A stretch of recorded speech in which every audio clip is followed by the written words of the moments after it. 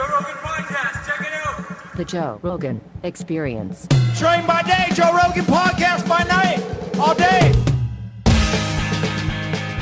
Tell me why. Tell me. I mean, I can give you some theories. Okay. Just keep this like a fist from your face, and we're good to go. What's your theory? Okay. Wow. Do I need these? Yeah, they're better.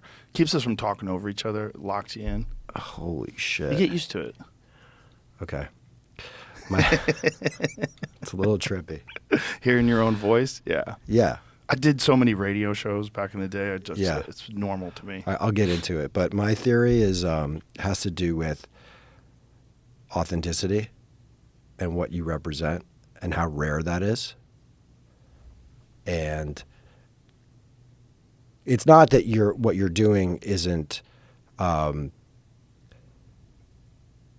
like covered in other ways in the culture, but you as an individual and what you bring feels, and I think it's not like an illusion, very authentic. And that's super rare. And so it shouldn't be super rare though, right? That's what's confusing. Like people should just be able to be themselves.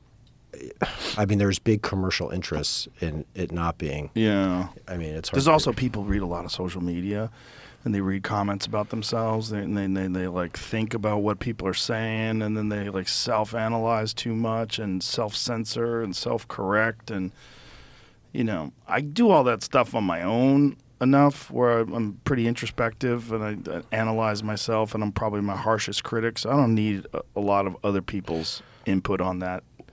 And when you do get a lot of people's input on that, I think people start leaning in certain directions politically and socially, and they start saying things because they think it'll gain them favor with certain groups. And yeah, I mean, the temptation when you're doing media is to sell something. Yeah. So as soon as you're trying to sell something, you're going to get into crafting it a certain way, crafting a persona. In order to come across. So do you have those considerations when you're putting together like The Hurt Locker, for instance, which is one of my all-time favorite movies? Thank you. It's such a good movie. Thank you. It's so good because it's so like you can see how he would be like that. You could see how he would be drawn to go back there. You could see how the pull of it all and the chaos of it all. And then there's a scene where I believe he's in a supermarket. Mm-hmm. And it's just fucking boring. Mm-hmm. Life is just the mundane, normal life, and he just wants to go back to war. Yeah.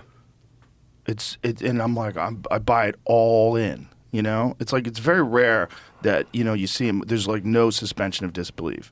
You buy him. You're watching that film, and you're like, whoa. Like I could see. Well, that was a big part of what we were trying to do was to. So I had been in Baghdad as a reporter in 2004, I guess. And I had seen some of what's depicted in the film. And so I had witnessed the bomb squad going out and defusing bombs. And I wrote an article about it, and then the idea came along for a screenplay. I had the idea to write a screenplay, put it that way. And my whole thing is, over the course of a year, I didn't know how to write a screenplay, but my whole thing as I was learning how to do it and doing rewrites was to try to replicate the experience that I had, that I felt when I was there. Okay. So to do that, there was a lot of craft and whatnot involved in creating that I had to learn. But it also meant breaking a lot of rules of narrative and storytelling that you normally would do to make a movie effective, but that in this case would have made it less authentic to the experience. Like one, for example, is that most war movies are organized around a mission. It's like in the beginning of the movie, you're told, hey, this is what we got to do, and then the rest of the movie plays out, like Saving Private Ryan or what have you. When I was in Baghdad, one of the things I was struck by was this ceaseless, like, hamster wheel repetition of the war, that it wasn't organized around a single mission. It was this futile attempt to try to find all these bombs that had been dispersed throughout the country by the counterinsurgency. So I couldn't organize it around a mission. I had, at least in my mind, to keep it authentic, I had to kind of make the story similar enough to the reality, which was like every day a new mission, like a kind of, you know, episodic structure, they call it. So there are all these decisions along the way that get made to create that feeling that you have where you go, oh, I can suspend my disbelief because this feels real. And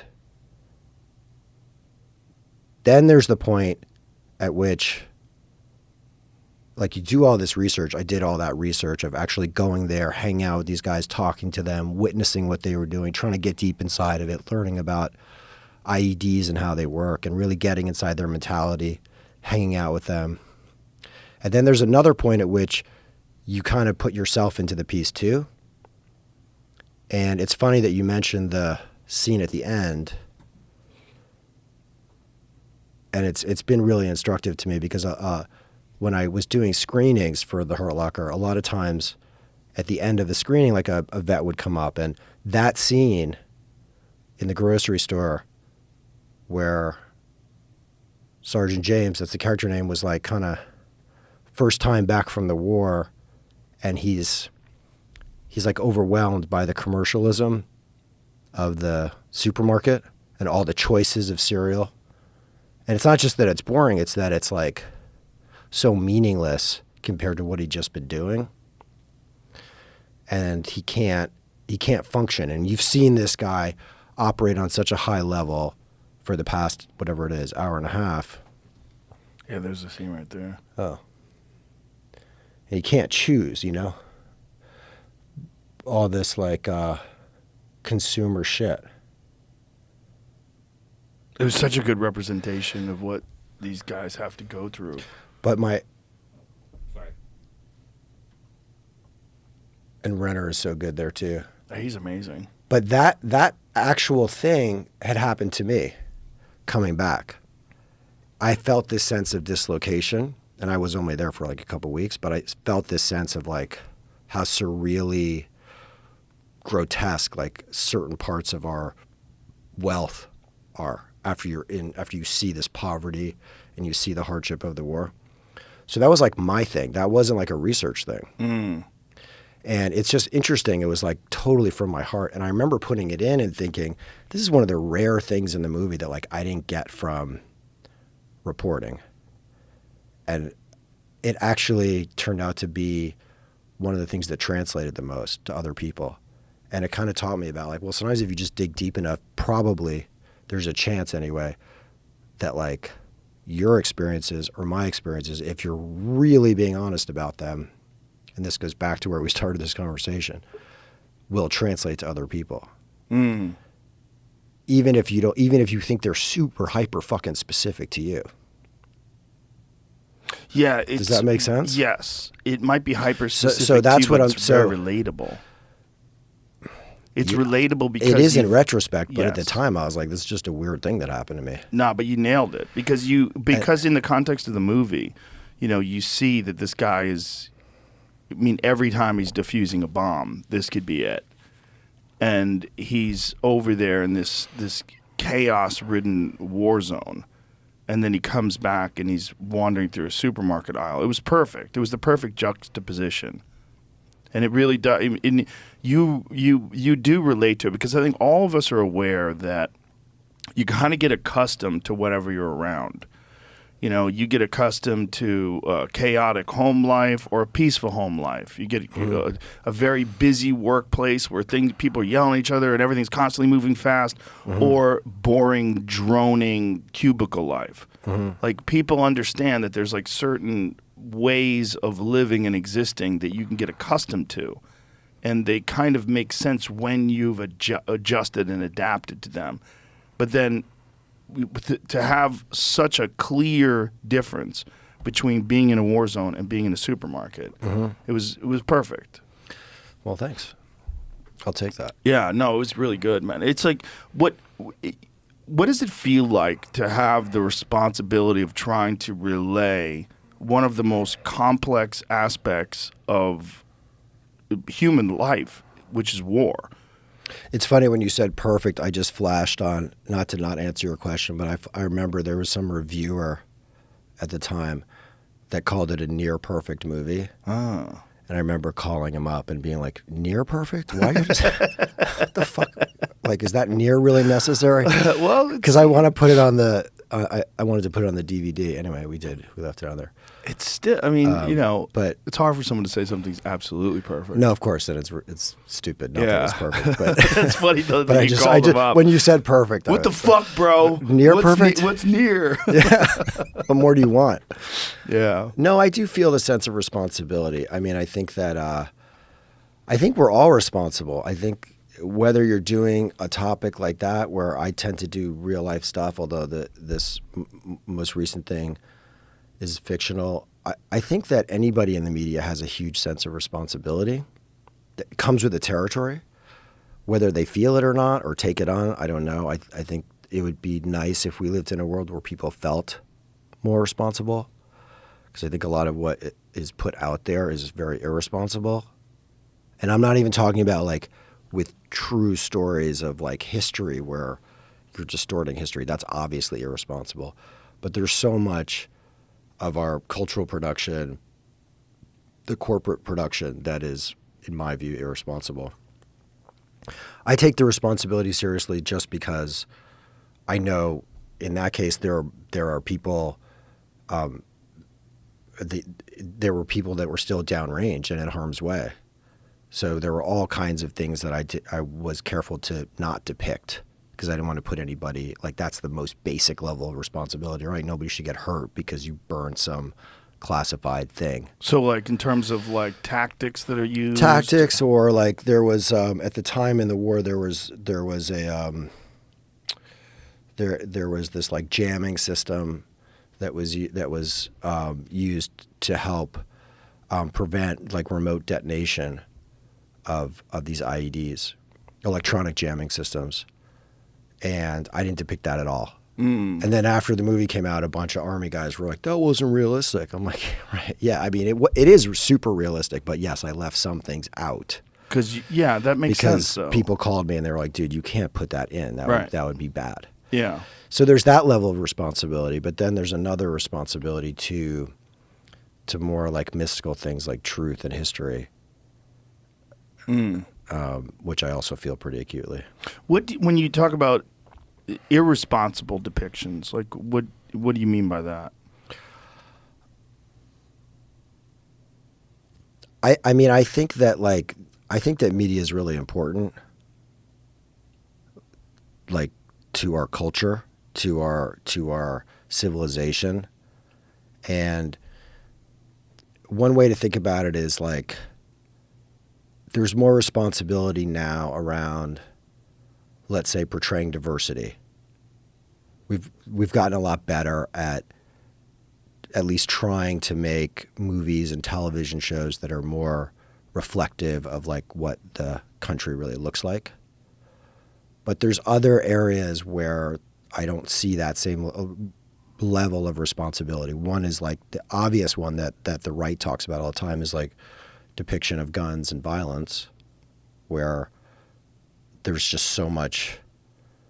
And I mean, I have violence in this show. I'm not like saying like, I'm not like anti firearm or anything, but there's so much irresponsible kind of taking heavy shit that has real consequences and aestheticizing it is irresponsible to me. It's fucked. And that's a kind of abuse of, I think, of like the responsibility that comes with the power of telling stories. When you're telling a story, like, in a way, it's a kind of like remote teaching. You're kind of putting something out in the world and saying like, this is how it is. So that's another one is like plot. People abuse plot all the time, which kind of bugs me, because if I'm telling you a story and the plot is so radically disconnected from how things really work. I'm not talking about science fiction, but even within science fiction, if I posit to you like, here are the set of rules of this story, and then I break them, I think that's really irresponsible, because it's fucking with people's heads. It's like making them dumber in a certain way that, I mean, it would take me a while to explain, but These are the kinds of things that I think about sometimes. No, it makes sense. Like you're trying to do a film that's impactful, but it's also it's easy to follow because you understand that this is how people behave and this is how it would really go down. So here's an example. Like if I made a movie about Iraq where you ended up feeling like really good about the war. Like a feel-good movie about the war. Yeah. Happens all the time. Yeah. You know, I think that's irresponsible. Not that there aren't like amazing stories of heroism, and not that there aren't moments about that war to feel good about, but the overall gist of it is it like was a catastrophe. How is it managing that when you're dealing with studios and executives and all these different people and is it difficult to get people on board with what you're trying to do? You're really trying to make it authentic and typically I haven't really messed with any of that stuff. Like we made those movies, Catherine Bigelow and I made those movies like independently. Oh, that's nice. So we had, well, that makes sense. It was like very cowboyish, you know. I mean, we had financing from a whole bunch of different places. Like we pre-sold the foreign rights. I mean, this is getting inside baseball, but we never had to deal with like a Fox or a Universal or a Sony. And even when we made Zero Dark 30, that was financed by one person, Megan Ellison, who just wrote a check. Jesus. What a gangster. Yeah. I love Megan. Shout out to Megan. Yeah. That's a crazy move. How much did that movie cost? It depends it depends if you include the production budget. I think it was around $40 million. And then promotion, I think she put up another 20 something. Yeah, it's pretty big money. Luckily it worked. I know. I lost some money. I lost a lot of her money on Detroit. So. Oh, did you? But she made a lot on Zero Dark 30. It's interesting, like what catches and what doesn't catch in the movie world. You know, we were talking the other day about The Northman, about how it's probably one of the most realistic depictions of what it must have been like to be living as a Viking. There's no like traditional, like normal modern day superhero type people. Mm-hmm. There's no, everyone is like this chaotic person from history, filled with flaws, filled with. Mm-hmm. It's so realistic, but yet it didn't really do that well. It didn't. Supposedly, that's what I've been told. I don't know. He's a good filmmaker. That guy. Yes. Yeah. He's a serious filmmaker. Yeah. I mean, sometimes it comes down to scale. I don't know what the budget of that movie was, but I know that it was big. So sometimes it's like, I think about this a lot. It's like, you want to be able to get back what you spent. And the temptation is always to go bigger, but then that puts a higher expectation on the movie's performance. When you've had a series of successful films, is there ever a moment where they come to you and say, listen, what do you think about doing like a big blockbuster action movie and kind of bringing some of that? Nobody ever fucking asked me that. No? No. They never do. I mean, I did some like script doctoring for a while, which is kind of the closest I've come to that, which was great because it was crazy good money, where you come in and they're like, okay, you have a week. They pay you by the week or 2 weeks. Can you like give the bad guy some different lines of dialogue or something like that? Or like, can you fix the third act? So I've done that. But nobody's ever said, here's our prized piece of IP. Here's like Spider-Man, whatever we're up to. We want you to shepherd it through. No. Well, the thing is, that would be a great story for like the media. Like we've taken this guy who does these very authentic films and we've applied him to, Yeah, it'd be a good story, but they don't need that. They don't want that. Like, you know what I mean? If I'm running one of those companies, I wouldn't hire me. Like, you don't want to have that conversation. You're just like, dude, here's how we do it. We have a playbook. Okay, it's worked every fucking time. and we're going to do the same playbook again. And I'd be like, well, yeah, but can't we change it up? And what if we made it more realistic? And what if we tried to like make it more authentic? They'd be like, bro, we're selling toys for kids. They are, but adults watch it too. That would be the temptation. The temptation would be Well, every once in a while you get like a Chris Nolan or somebody that has the insane artistic chops and also like the marketplace power with a number of like to change it up. Like The Watchmen. Yeah, or like The Watchmen's a good example too, but like he did it with Dark Knight. Yes. But that's unusual. Yeah. And those systems, I mean, they're factories. Mm. You know, so I had a hard enough time just making this at Apple, so I mean, not that they weren't great, not to talk any shit about them, but those are really industrial products when you go and watch a Marvel movie. Yeah. And there's a limit to how much any one filmmaker can or writer can really change what they're trying to do with their product. So it's ultimately, I mean, the money is great, but it's ultimately not that. It's a different It's thing. not that interesting. Yeah, it's just a totally different thing It's a totally than what different, you do. Kind of, yeah. Yeah. It'd be like asking a comedian to write a song. Yeah.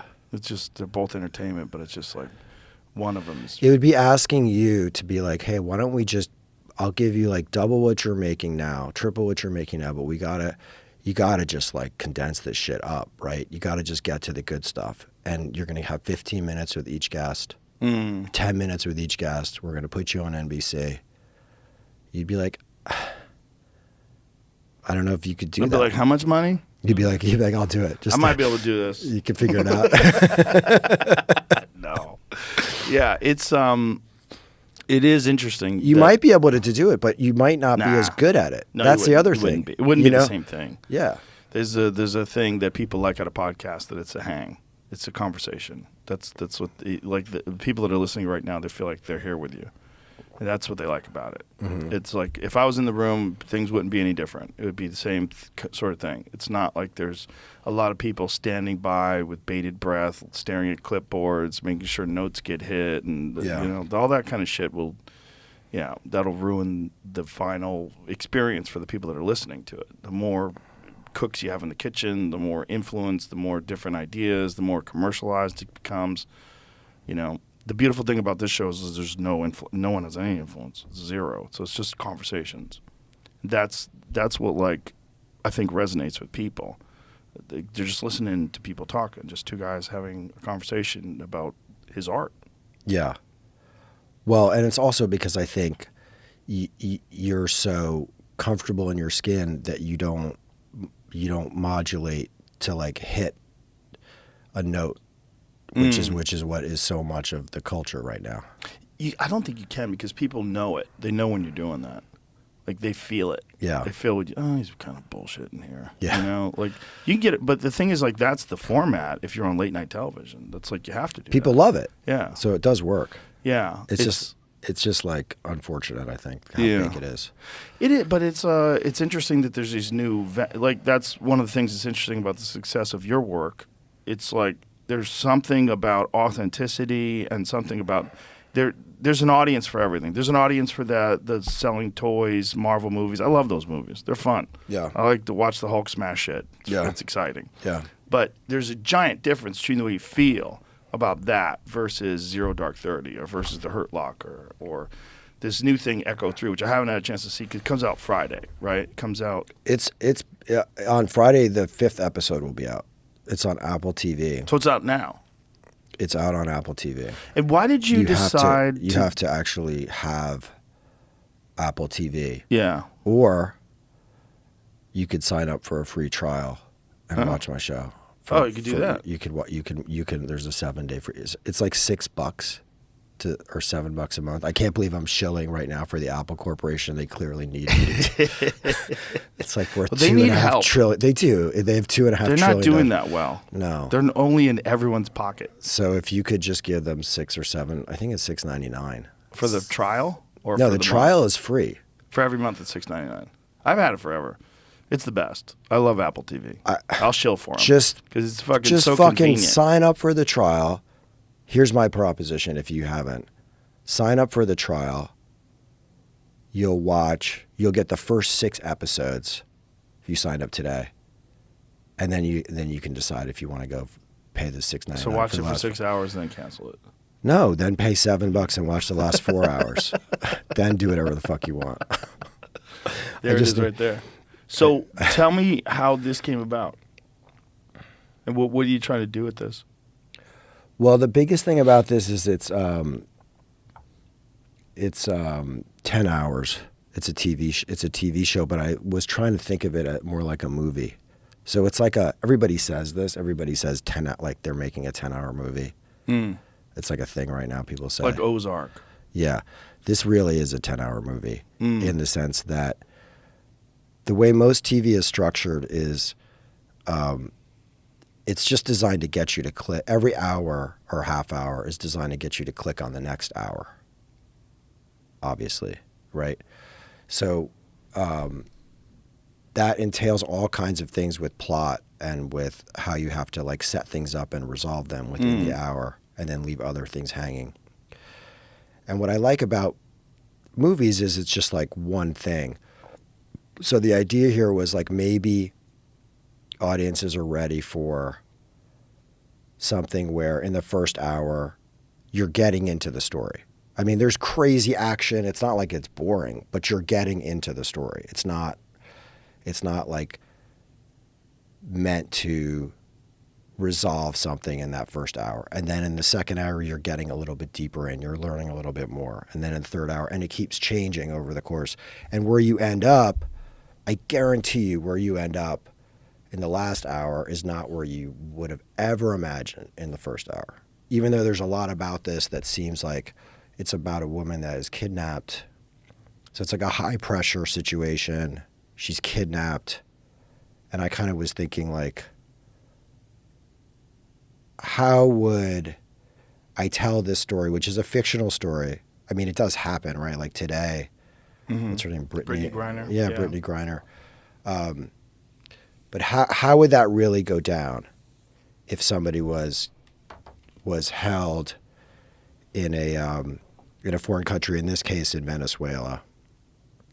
What would really happen if, as a couple like complicating factors, the woman who is kidnapped, who's a brilliant scientist, she's interested in, she does research into psychedelics. She's a psychopharmacologist. She's down in the Amazon looking for, psychoactive compounds for research, for addiction research. But she also has like this relationship with the CIA, which is a little bit unclear what the depth of the relationship is. So that's who gets kidnapped. How would she go through that in real life? Like if we take that as a hypothesis that something like that could happen, which clearly it could. It's not like every day, but Americans do get rolled up in foreign countries. How would she move through that experience, and what would the experience be like for her?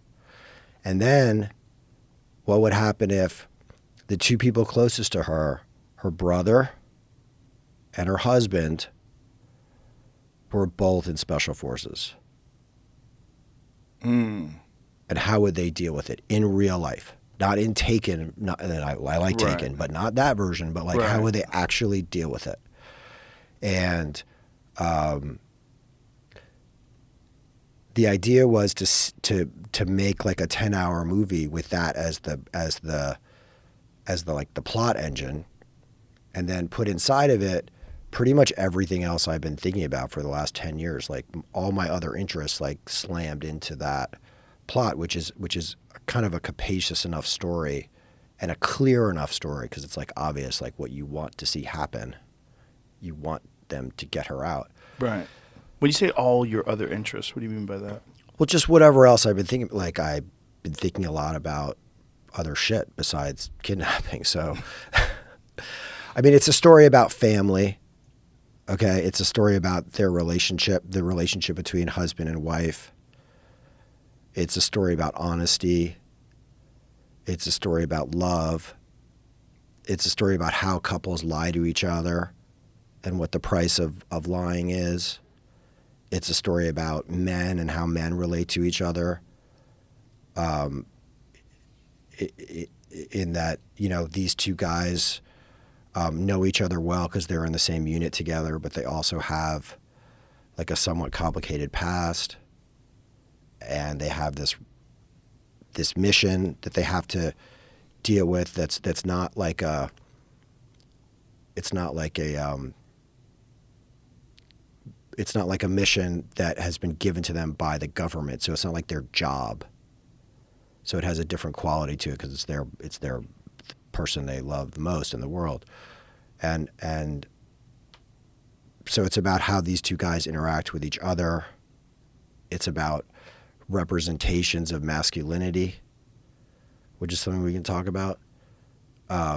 It's about how the fucking world works. How would the CIA respond to a situation like that?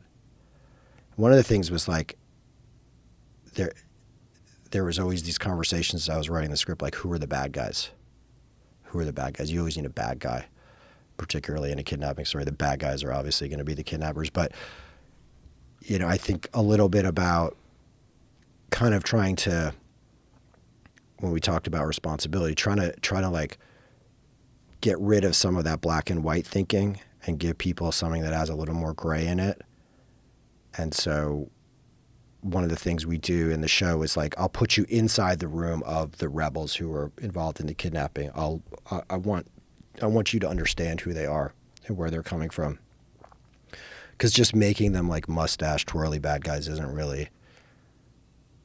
really going to be that helpful to my final ultimate goal, which is to put you at the end of this 10 hours in a place that you didn't see coming and give you an experience that you didn't really think you were going to have, and a series of thoughts and emotions that probably you haven't had in exactly this way before, right?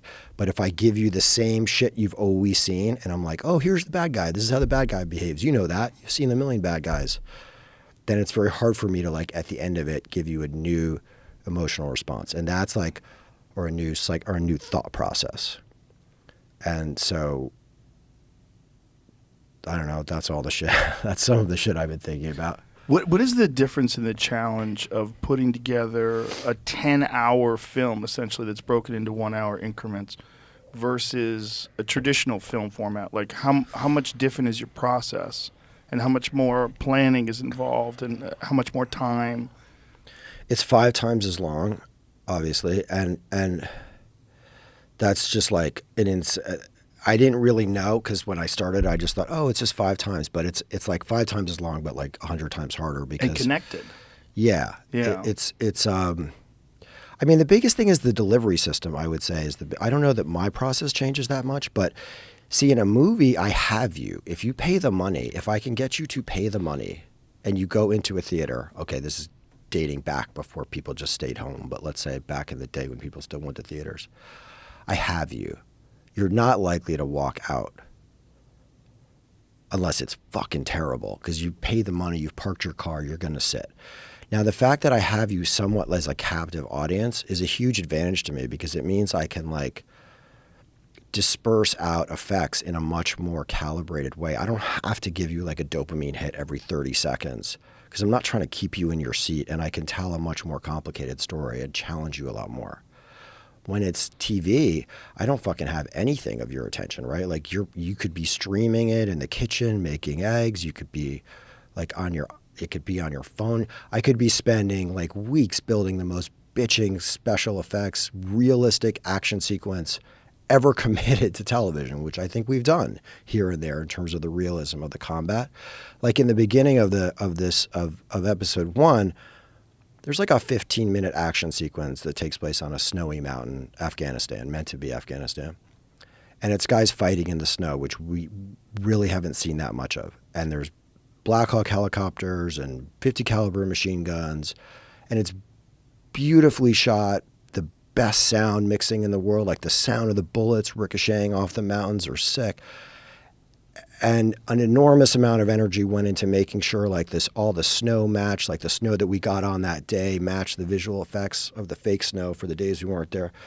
If you're watching that shit on your phone, right, it's just like you're just gonna be like, oh, what's this? How frustrating is that? That's how people consume films. Well, that's the advantage of a film like that. So to me, it's like I work the same way, but the audience is like openness when you're in a movie because is totally different when you're in TV. So TV tends to be a lot more pushy and salesy in terms of how the storytelling goes because they're like, it's not like you have somebody for 2 hours. You have somebody for 2 minutes before they decide to get up and go to the fridge. Yeah. Or change the channel. Like, how easy is it just to change the channel? Yeah, or stare at your phone while you're at home. Whatever. It's fucked. It's so hard. Yeah. I kind of blew all that off, like maybe stupidly, but I kind of was thinking to place the bet that there are audiences out there that want something really dope and that are willing to hang in there and give their attention to it. Most certainly. And it's also like you can't play to the people that are not going to pay attention, right? You have to kind of create it for the person that's going to be deeply embedded in the experience. Yeah, you just don't know how big that audience really is until you go out there. Yeah. What did you mean when you were talking about masculinity? When you were talking about like depictions of masculinity? It's just something that I was thinking about because the characters in this. I mean, I've been interested in that for a long time. I mean, the character in The Hurt Locker has a lot of like very classically masculine traits. Sergeant James, you know, he's very like incredibly brave and stoic. And in a way, one of the themes of The Hurt Locker was like deconstructing that and showing that some of his heroism was like a flight from intimacy, because in the end he like leaves his wife and child to go back to fight. And then Zero Dark 30 was a little different because that had a very strong female lead. But this show has these two guys who were like hyper masculine because they're meant to be, you know, in CAG and Delta, they're meant to be like among the best of America's fighting force. So as an opener, most people will look at that and be like, these are real fucking men. And then the question is like, you probably know this because you have like, it seems like you have like some team guys in your life or, you know, around the office. Usually depictions of soldiers or operators are often pretty like cartoony. And I think that right now in the culture, there's a lot of talk about like a crisis of masculinity. I don't know if any of your guests have ever talked about that, but there's this idea in the culture right now that, you know, post Me Too, men, particularly white men, are like kind of adrift in this like feminist environment where they feel like they can't be themselves. Like there's this term toxic masculinity. And we can talk about whether or not that's true and how big of a problem that is. But what I don't think is really debatable is if you look at like the net amount of like images in the culture, there really aren't that many portrayals of men right now where the men both embody like classical masculine traits and are also pro-social, like they're not assholes. Right. Yeah, they're not mutually exclusive. They're not mutually exclusive. Right, but they are often in media depictions. In media depictions, they are, unless it's like a superhero. Yeah. So unless you have like blue lightning coming out of your ass, it's hard to find, you know, and that wasn't always the case. Like if you look back in the history of movies, you see all kinds of portraits of men who are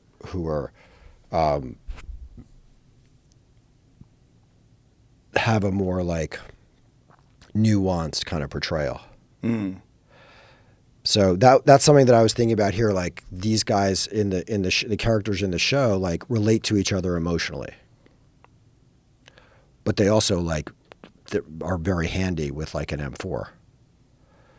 That's not something you really see very often, and I think that there's an interest in that. I think there's a hunger for that. It's sort of what I think is part of why you're again, this is not to take anything away from like your intellect or your humor or anything, but I think it's part of why like people gravitate to you is because you represent, I think, a certain kind of masculinity, which is rare. I don't know that it's rare like in the world, but it's like rare in the media culture. In that you're like very, you know, you're not like one of the big I think men and women, by the way, are like more the same than they are different. Like there's what makes a good man and what makes a good woman are like the same things, right? Like we want men and women to be kind and like compassionate and curious and responsible. Those are all, but there are certain traits that are, you know, modulated by testosterone that are much more inherently male than female. Like violence is one of them. Yeah. And I mean, if you look at like any social metric around the world, like 95% of the heavy like murder type crimes, they're like committed by men. Mm-hmm. But the other one is like an appetite for risk and danger is also like I'm not a scientist, but my understanding is also associated with that molecule testosterone that men have that women just don't have as much of. Right. And it acts on your brain. It acts on your behavior. So, you know, and that's something like violence is something that's like a kind of a part of your like public persona. I mean, within the context of a sport, obviously. Mm-hmm. And it's just rare that you see that coupled with vulnerability, coupled with intelligence. And so when it, you know, or any kind of like imagination, let's say, I'm talking about portraits in the media. So for me, as I was thinking about these guys, and I have 10 hours, so there's plenty of time to get them to show them in different ways. It was like, what would it be like to show not only what these guys would really do in terms of tactics, but how would they actually behave? How would they actually talk to each other? So anyway, that was the idea. Yeah, that's an interesting dance. And I would imagine that you have more room to do that in a 10-hour thing than you would in a 2-hour thing. Like you have more room for nuance. You have more room for nuance, and you have more room for, I wouldn't say you have more room for nuance. I would say you have more room for like more characters too. Like in 10 hours, which is great because that, I mean, allows you to present a more complicated picture of the world. Yeah. So that's cool. Like I can go off and take you inside the CIA. I can go take you in the, you know, behind the scenes of how Venezuelan military intelligence is thinking about XYZ part of the plot. And a lot of that a lot of the show is in Spanish. I mean, it takes place in Colombia, and I could bring you into these like Colombian characters, Colombian journalists, and a lot of that stuff would not survive in a 2-hour movie. So it is nuance, but I think it's more like scope is like the great advantage of TV if you take advantage of it. We have so much room. You have room for complexity. Yeah, for complexity. Yeah. It's like this conversation. Yeah. It's got to be like very satisfying in that regard to have that kind of a palette as opposed to the traditional format of a film. It is. It's cool. It's cool. It's interesting. Do you think you'll be doing more of that? I mean, I want to do both, you know. Hopefully hopefully they don't take away my They're not taking shit. They take away my bus pass and fucking make me walk. No. You know, I want to be able to do both. They each have their virtues. I mean, in a way, the distinctions are becoming less and less meaningful, you know, because now, like, movies come out and then they go straight to Netflix and vice versa. I don't know. It's all just a big soup. I'm just more focused on, like, what's good, whatever the format is. It's a big soup, but I feel like what's good gets discussed. And that's one of the great things about today with social media is that things don't even have to get promoted in a traditional sense. They get promoted by the people that actually enjoy it. People start talking about things on Twitter and Facebook, and next thing you know, people are watching it just by word of mouth. Yeah, that's like a whole part of this. I don't understand that stuff at all. You don't have to. I don't understand. I mean, I know it. it. No, I mean, I know it exists. I'm just Yeah. like, I don't have that, like Facebook, Twitter. You don't have any of those things? No, like Instagram. Good for I you. just went on TikTok recently.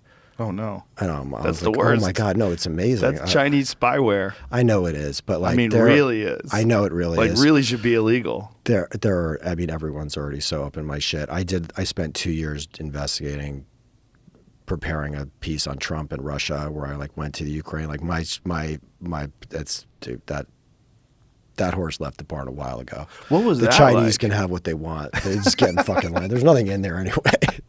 What was that like? You spent 2 years? Yeah, I wanted to, after 2016, after Trump was elected, I did it didn't get made, but I did a lot of research into like the whole Russia story. And then wrote a script and sold it to Showtime, and at the last minute they killed it when Showtime got bought by Viacom. Damn. Yeah, it was yeah, what was it hurt. what was your take on that? Like, 'cause like I have the most cursory understanding of Trump and Ukraine and Russia and the Biden laptop and Burisma and all that shit. I'll watch a few YouTube commentators talking about it. I'll read a few articles in the Atlantic, and I don't know what's real. Yeah, I mean, I don't think anybody really got it.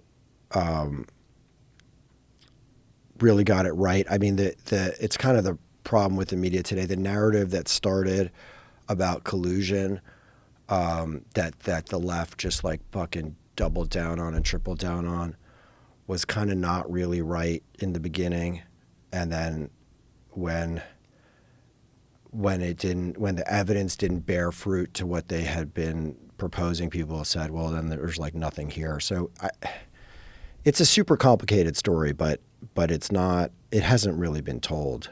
I mean, that's definitely for sure. Why did they kill that? That seems like a fascinating take. I would love to see your take on it. I think that they thought it was like probably bad business. Why? Well, I thought it would be cool to like, fuck with the sitting president on TV. I was like, television's never done this before. This can be like and they were like, yeah, that's not a smart idea. Bad for regulation. Bad It's just for, like you're a yeah. multinational company with business before the fucking government. Just no. Have you thought about doing that independently? Yeah, I mean, I should have done. Right? I should have done it independently. I should have done it independently.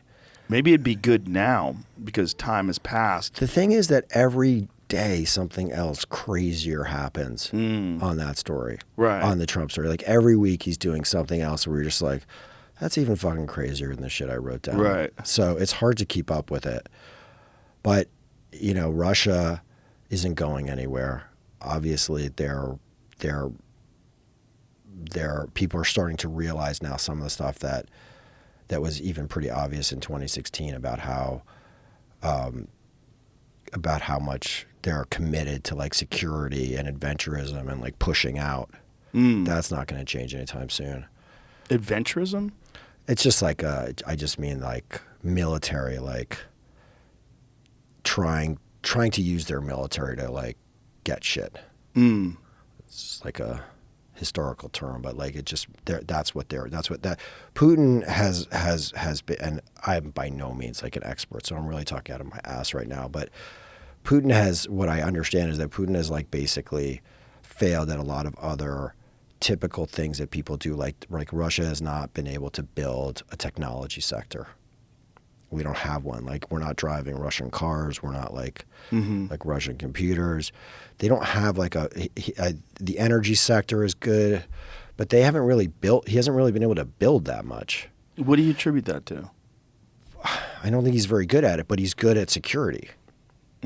So he puts like a lot of energy into like military intelligence, like propaganda, security, fucking with other people's elections, which they are pretty good at. Yeah, like they they're pretty definitely, good at yeah, they're really good at it. They kind of are the best in the world at it. That's the most fascinating aspect. I mean, they of fucked it, with man. ours Yeah. like pretty heavily, and especially on social media. Yeah. What they do, and people are like, oh, they're in Trump's pocket. Well, this is what they do. They undermine democracy. They get people fighting. Yeah. And they consistently go into all of these places where people communicate and debate ideas, and they do it with bots. Yeah. And they make some points outrageous because they connect them to preposterous points. They do something where they undermine our trust, and that's the overall long game goal. Is to undermine democracy. It's not simply to get a puppet in office. Like, that was the simplistic version of what they're trying to do. But when we did a story, we covered a story recently where they found out that 19 of the top 20 Facebook Christian pages were run by troll farms in Russia. And it's like, wow, that's crazy. So that's amazing. They're just trying to get people radicalized and trying to get people to be polarized to the opposite side and trying to divide us as much as possible and undermine any faith that we might have in the way we have our elections and the way the government is run. It's like a consistent effort to undermine our faith in the way our democracy works. Yeah, and they would argue that it's pretty easy to do because we're already at each other's throats. And it's all accentuated by things like TikTok and Facebook and social media and the algorithms. I mean, so far my TikTok is pretty innocent. What do you get? I clicked on the stupidest shit. So I. But are you comfortable with them like fully having access to all of your passwords and every keystroke you make on your phone? And no, that freaks me out. I mean, one of my earliest interests as a journalist was privacy. I was writing about internet privacy in like 1997. Oh, wow. Okay, and I realized that this whole thing that was coming for our convenience was going to be a giant system that really, in the name of convenience, took away our privacy. Like you can go through the internet without giving away your privacy. It's just a hugely inconvenient thing to do. And that troubles me a lot. I mean, I think privacy is really, really important, but it's weird because at that time I was really concerned about like corporations spying on people, gathering people's information and using that to target them with products. And the reason that's bad, it's not that I care if like you get targeted with a product, but the reason that's bad, I think, just socially is like it leads to this winnowing of like what your like worldview is because you're always just getting pumped the same shit you already believe in. Right. And you don't go out there and hunt and gather anymore. So I was like, oh, that's really concerning because it's gonna like diminish like our ability to like have like diverse opinions. But then what I didn't really anticipate, I don't think anybody really anticipated this, was how many people were willing to just give their privacy away, like just throw it away. Yeah. And so it's like, yeah, it's fucked to be spied on, but the truth is like most people are dying to have their lives shared with the world, at least the young ladies I see on TikTok. And there's this tremendous amount of exhibitionism and this tremendous like desire to like share every aspect of the self or or at least like a persona of the self. And that is kind of unprecedented in human history. That's never happened before. It's like a giant social experiment. Yeah. And I guess I'll sound old by saying that I think it's probably might not end well, but I don't think anybody really saw that piece of it coming. The exhibitionism. My hope is that it does have negative aspects to it, and it does lead to a lot of mental health problems. It does lead to rampant narcissism. It does lead to a distortion of what is actually important in life, but that we'll adjust and that people will recognize it for what it is. And it'll become a thing where people understand the pitfalls of it, like we understand the pitfalls of alcohol and drugs and all sorts of other things. It's like we'll kind of get a sense of what it is and what it does. And I think it kind of snuck up on people where it didn't exist before.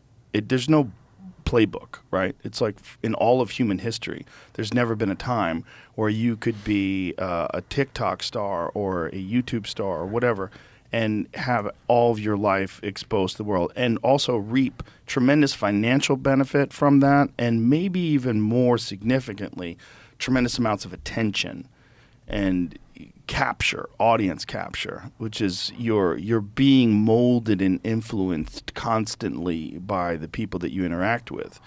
And I've been able to see that from the difference between people who read comments and interact with fans and are deeply embedded in their own, air quotes, community, versus people that are just kind of independent and they just are interested in what they're interested in and they just talk, and they've maintained some sort of personal sovereignty through it all. You see a very different trajectory in the way their content goes. And the people that are constantly interacting and constantly reading comments and responding to comments and taking in those comments, they become more homogenized. You become more in line with whatever the zeitgeist is telling you. Yeah. It's very difficult to have independent, individual perspectives that are unique. Yeah. Yeah. Well, that's one of the obvious downsides. But what about the people who are not even making it? I mean, I think you're talking about people that are like successful and that have like careers out. Sort of, but even people that have What like about just someone minor that has like, communities. like 2,000, whatever? It's all the same. I really think it's the same, because even someone who has 2,000 followers, it's like you're interacting with 200 people in the comments versus 20,000. Right. But it's the same thing. You're interacting with all these people that are also connected to this web of people that are thinking and behaving a certain way because there's reward for that. And so how are we going to grow out of that? Well, that's what's crazy is because it's also being influenced by China. It's being influenced by these Russian troll farms. And also, I guarantee the United States is doing it as well. Yeah. Why would they not? Like, we know they do, because there's a bunch of bots that retweeted and reposted, rather, without reposting it, by just posting it individually. The very same message about Elon Musk when he took over Twitter. Yeah. Should one man have all this power? And it was like the same exact quote over and over and over and over and over and over in these accounts that looked like they were just regular people, but they clearly weren't. They were bots. And, that was one of the big points of contention when Elon purchased Twitter. Tell me how you know how many bots you have. And they were saying it's probably 5% or less. And he was like, it might be. There's people that have analyzed and say it might be 80%. Wow. Yeah. That's wild. That was some guy from this FBI, That's a high correct? number. The guy who formerly worked for the FBI. Do you remember that? Yeah. So this is a guy, I believe he was a data analyst who was looking over the numbers and how this works. And it's obviously effective. And it's something that we know the other countries are doing. Like, why wouldn't we do it? Well, there's the Voice of America, which is our version of propaganda, but I think that's directed outwards. What is that? The Voice of America is this giant. I think it comes out of the State Department, and it's this giant broadcasting system that the U.S. government owns that's available all around the world that puts out our propaganda. I'm not even aware of that. Yeah, like if you... Because they don't play it here. The state-owned international radio broadcaster It's of the United really States. big. Largest and oldest U.S.-funded international broadcaster, Voice of America produces digital, TV, and radio content in 48 languages, which it distributes to affiliate stations around the globe. The problem with that is, like, if you know that it's coming from the Voice of America, you can kind of interpret that with a filter. The more effective version is either trolls or bots or people that are paid to say certain things where they look like normal people. And this dovetails in with what you were saying about the mistrust of authority, the mistrust of information, the mistrust of government. Yeah. It all kind of is in the same part of the same phenomenon of like this breakdown of the older hierarchies of this is true and this is false, and you know it because it's on the news. Well, there's no real Walter Cronkite anymore. There's no real objective source of information where you can watch them and say that is what's going on in the world. Dude, the job is open. I don't want that fucking job. No, I mean, I think there's people that are doing that work. The Matt Taibbi's of the world, the people that are the independent journalists who are actual journalists. Yeah. There's Glenn Greenwald. There's a few of Yeah. them out there, but there's just not that many. It's very difficult to be successful independent of a system.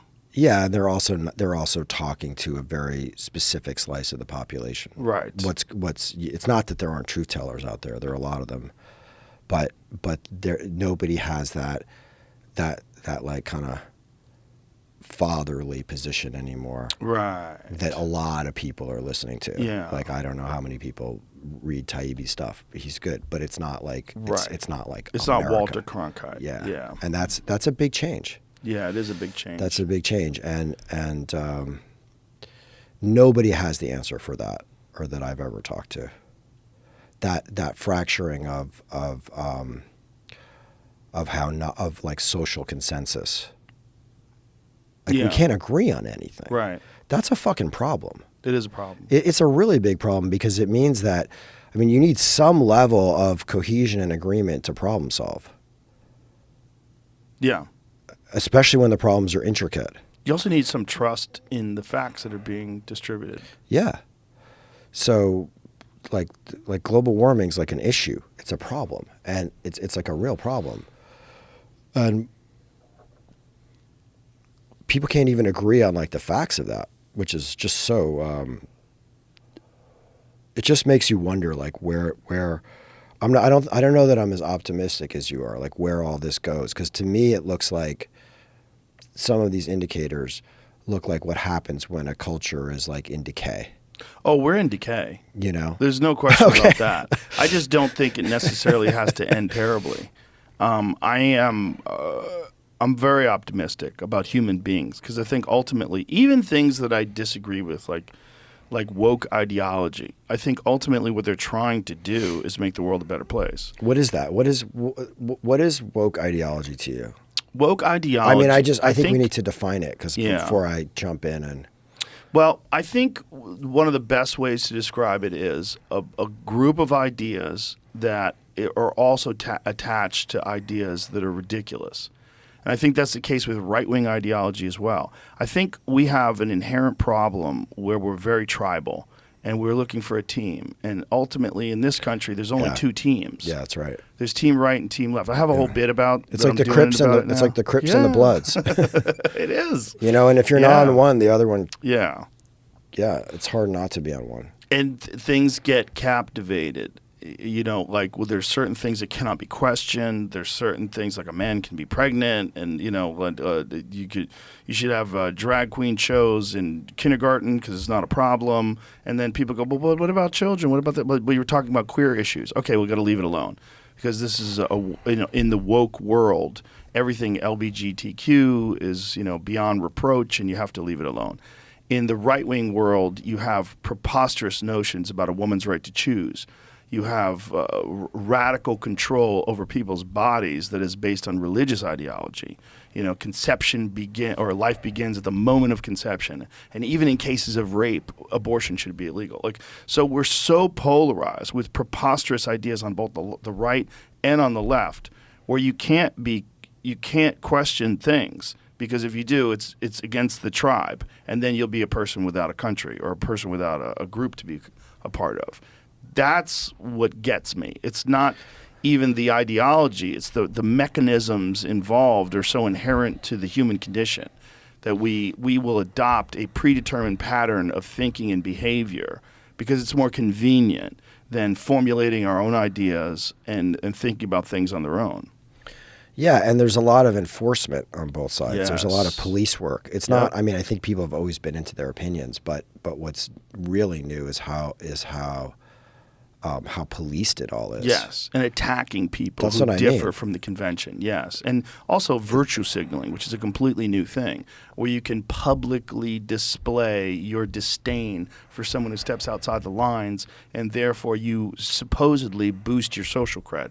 But it doesn't really work that well. It's kind of akin to name dropping. Mm-hmm. Like people think, I was at Leonardo DiCaprio's and it was amazing. People think, wow, they're going to think I'm amazing. I was at Leonardo DiCaprio's. Mm-hmm. But really they're thinking, look at this fucking idiot name dropping. Like it's so obvious to everyone else, but yet name dropping is still a thing. Mm-hmm. It doesn't work, but yet it's like almost people can't help but say it. Or when people brag about something that they've done, or brag about how much money they have, or brag about their accomplishments, they think, well, I'm not even bragging. I'm just saying what I've been able to do, and then, and they just rattle off facts that may or may not be important to what they're talking about because they want you to know that they've got this thing, and they think that that's going to help them socially with you. You're going to look at them in a higher class of human being now. But it doesn't work.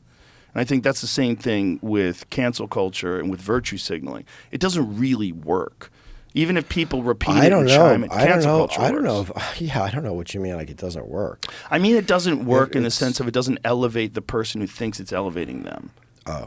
The person who virtue signals and, attacks. It does within that group, though, probably. I mean, this is way outside my pay grade, but I think it's working. To me, when you say it doesn't work, that means it would like be failing. It's clearly working on some level because it's so big, all of it. Yeah. And we're so at each other's throats that it's definitely happening. Yeah, which means it works on some level. What I'm saying is like the motivation for it is to create a benefit for the person that is doing the canceling, and a person that's doing the virtue signaling, and the person that is espousing these beliefs that are in line with the ideology without regardless of facts. And I don't think that works. And I think there's an inclination to do that. And that's why I relate it to name dropping. I think it's one of those things that everybody knows what you're doing when you do it, but yet people still do it. Yeah. Yeah. I mean, to me, it's just like, it's all part of the same rush to get a single narrative. Yeah. And like, got to find out what the deal with this thing is. Got to come to your opinion on it. Got to have your story on it. Got to come to that narrative, and then usually there's two, like one narrative on each side, right? And then they're in conflict, obviously designed to be that way because, I mean, you can sell more tickets with a fight than you can with like people agreeing. So there's this commercial interest in that. If you're talking about like CNN and Fox, there's really no upside for either of those places to be like, we really agreed with what they said the other night. That's like bad and dumb business wise. But there's this rush for like a single narrative. And you see it in just to take it back to entertainment too. You see it in entertainment all the time where it's like, let's make this as simple as possible. Let's tie it up nice. Yeah. And that's, the world doesn't really work that way, but our world is increasingly working that way. Yeah. And there's like a concept that I think about a lot is ambiguity in my, like when I'm making a work of art. Okay. Ambiguity just means something that has more than one meaning. People say like, well, what do you mean? What were you trying to say? It's like, well, not one thing, for starters, not one thing. Saying one thing, there's a word for that. Like if I'm making a movie and I'm trying to tell you one thing, one idea, like about how the war works or something, we usually call that propaganda. Mm-hmm. Like if I'm trying to just convince you of something. Yeah. But ambiguity is like I'm trying to show you a couple of different things that can all coexist that in some ways might seem on the surface to be mutually exclusive, like a guy who's a killer but also has like an emotional life, or a woman who's like deeply dishonest but also has this like tremendous sense of integrity.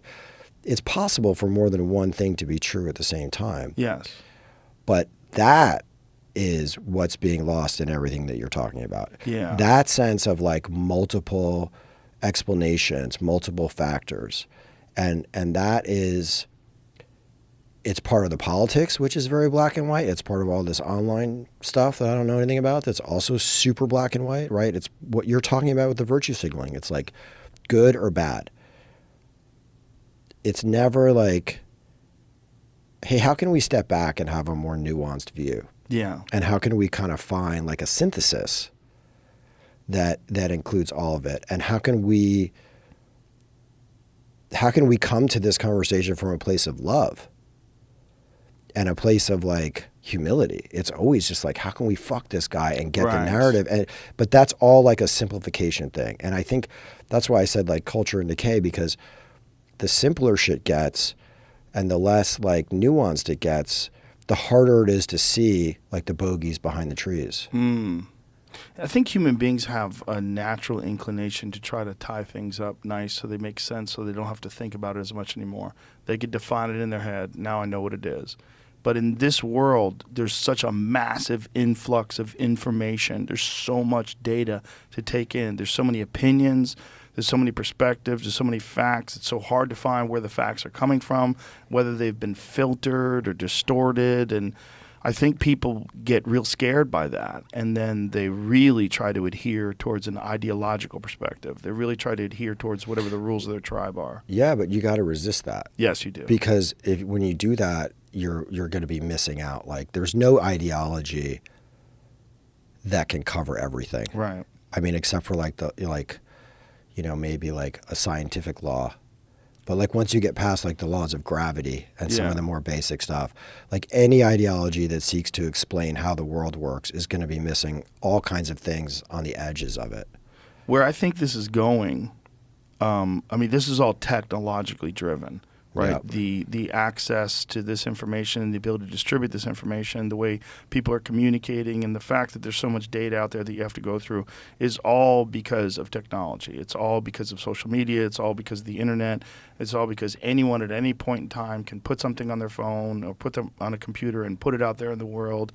And you're dealing with more data on a daily basis than the human race has accumulated over the entire course of written history every day.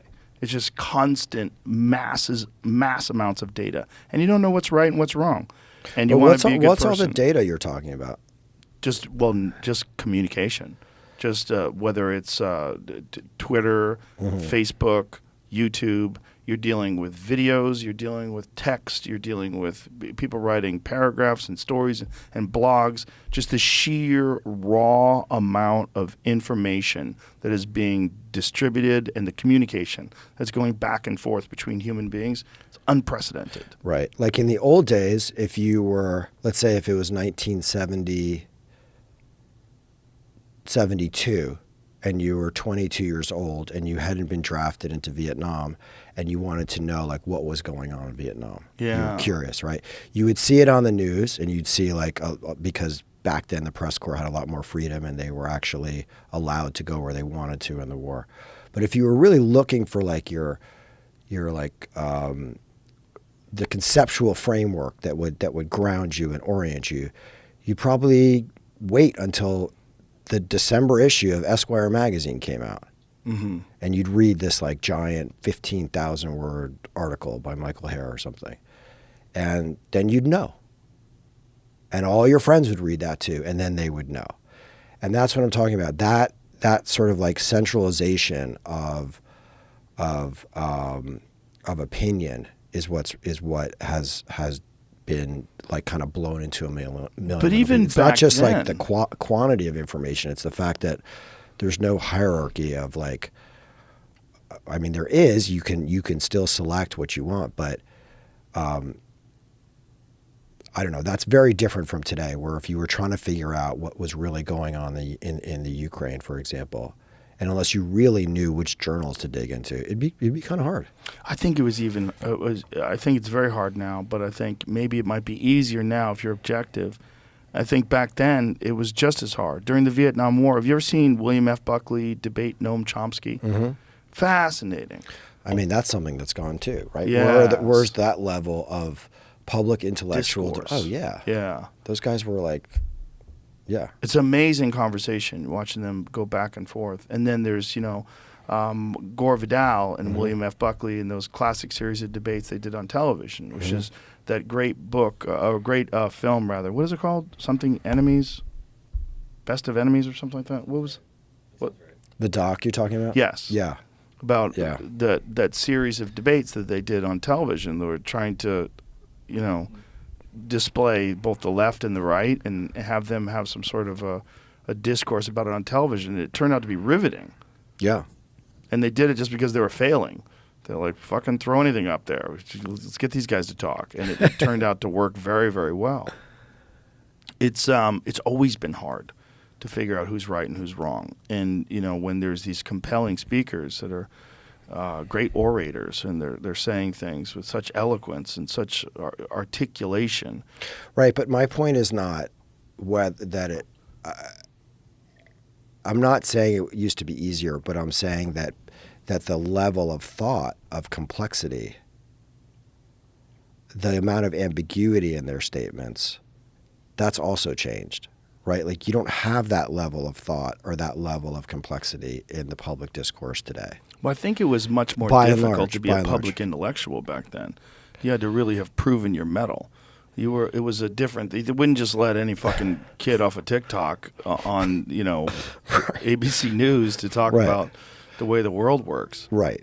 But now we're getting that. Is that true? Or like just some random dude on TikTok is talking about how the way the world works? Oh, well, if you go to Fox News or if you go to MSNBC, there will be on a regular basis very young people that are talking about very important issues. Right. And they may be a YouTube influencer. They may be a person who recently graduated from a university and has some information about things.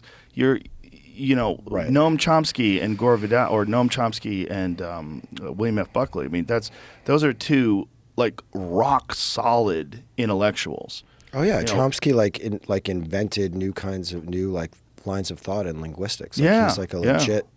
He's a legit linguist. Yeah. Genius. Yes, no doubt. And Buckley too, in his own way. Yeah, well, Buckley was. Yeah, I mean, he was a little bit more problematic, but they're very, very intelligent people that have sort of earned their right to get to that position to debate things. Whereas today it's just but what I think is going to happen, and this is neither good nor bad because I think it's inevitable. I think technology is there's going to be a new technology that emerges that changes things as radically, if not more, than what the internet has done. And I think most likely it's going to be human neural interfaces.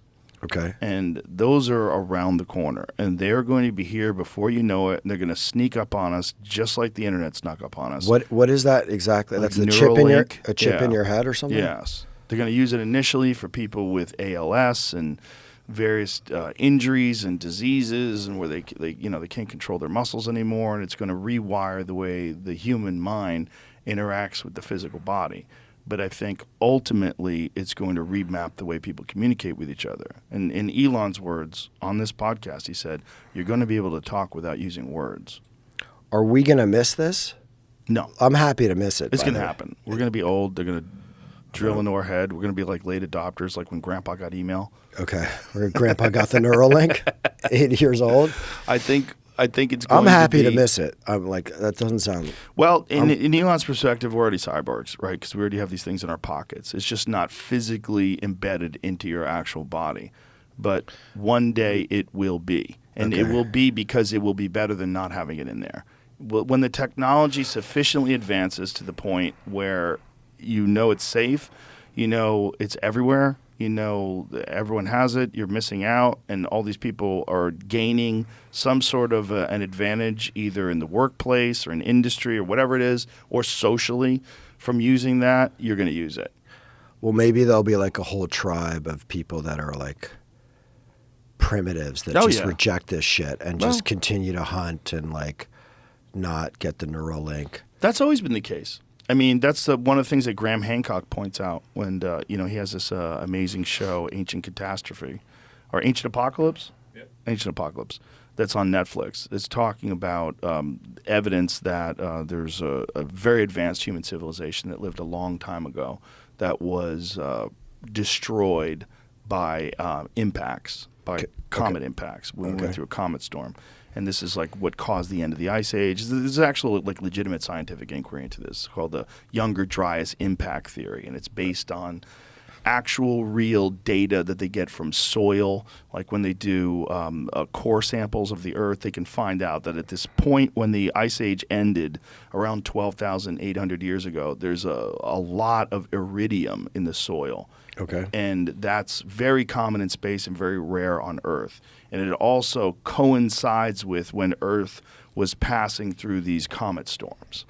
And they think that this is probably why there's all these ancient structures that are unexplained, like Göbekli Tepe and some of the stuff in.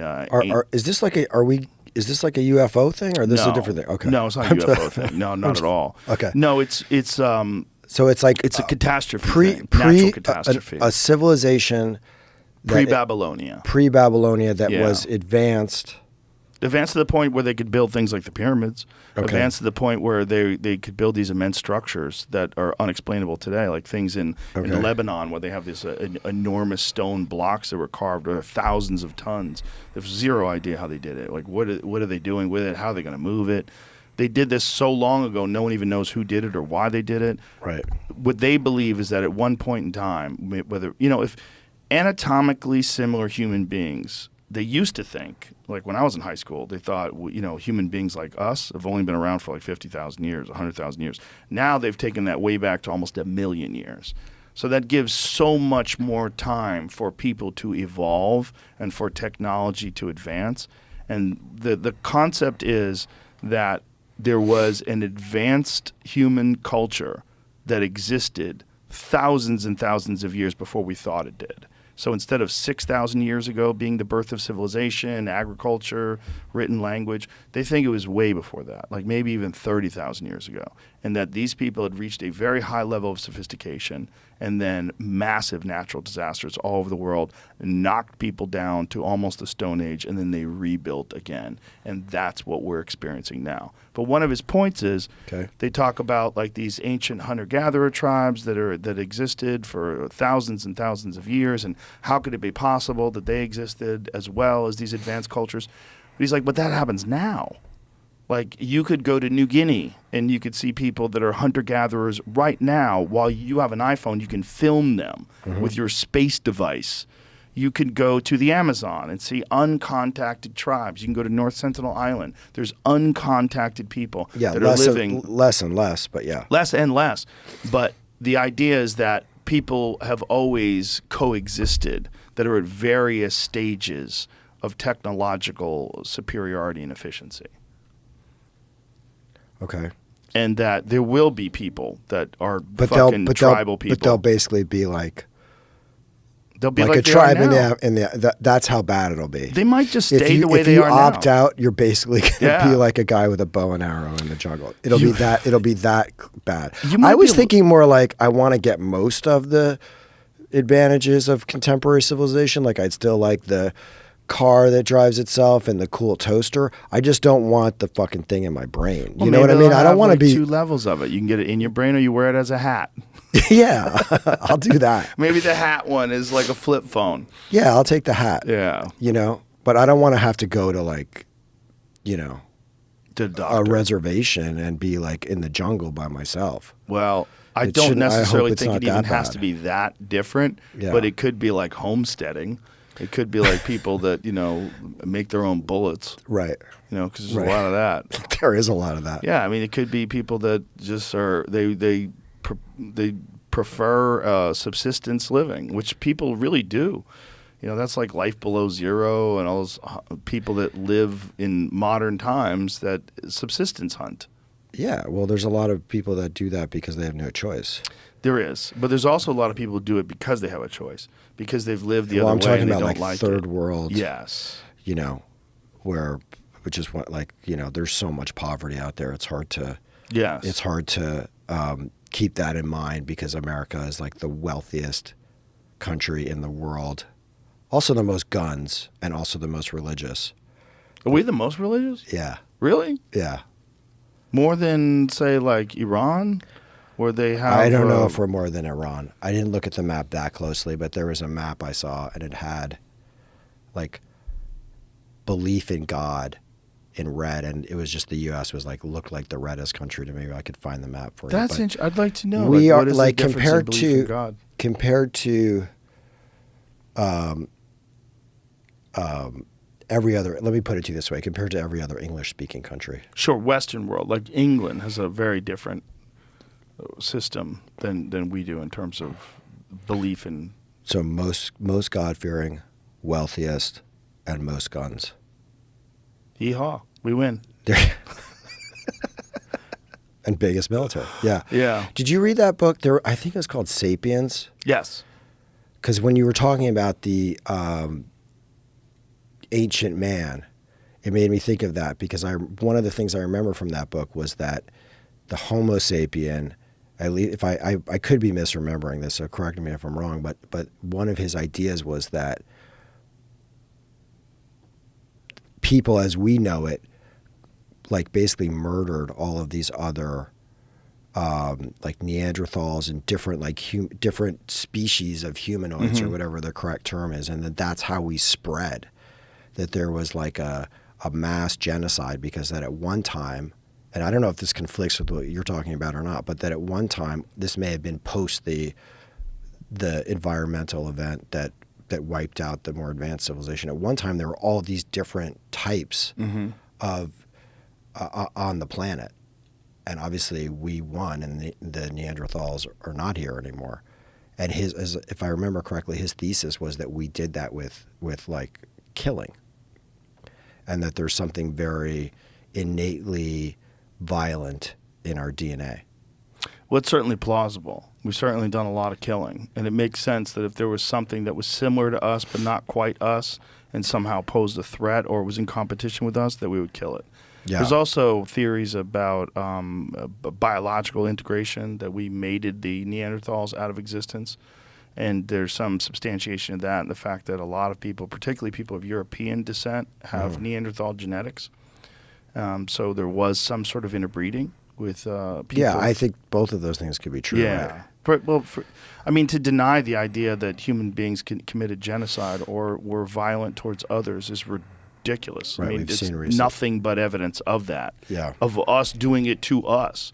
So the idea that we wouldn't do it to like the Hobbit people that lived on the island of Flores. Or exactly. I'm sure we killed everybody. Exactly. Yeah. It's like they keep finding new humans that don't exist anymore, like the Denisovans, which is fairly recent. You know, they found I don't know about that one. Oh, the Denisovans, that was in Russia.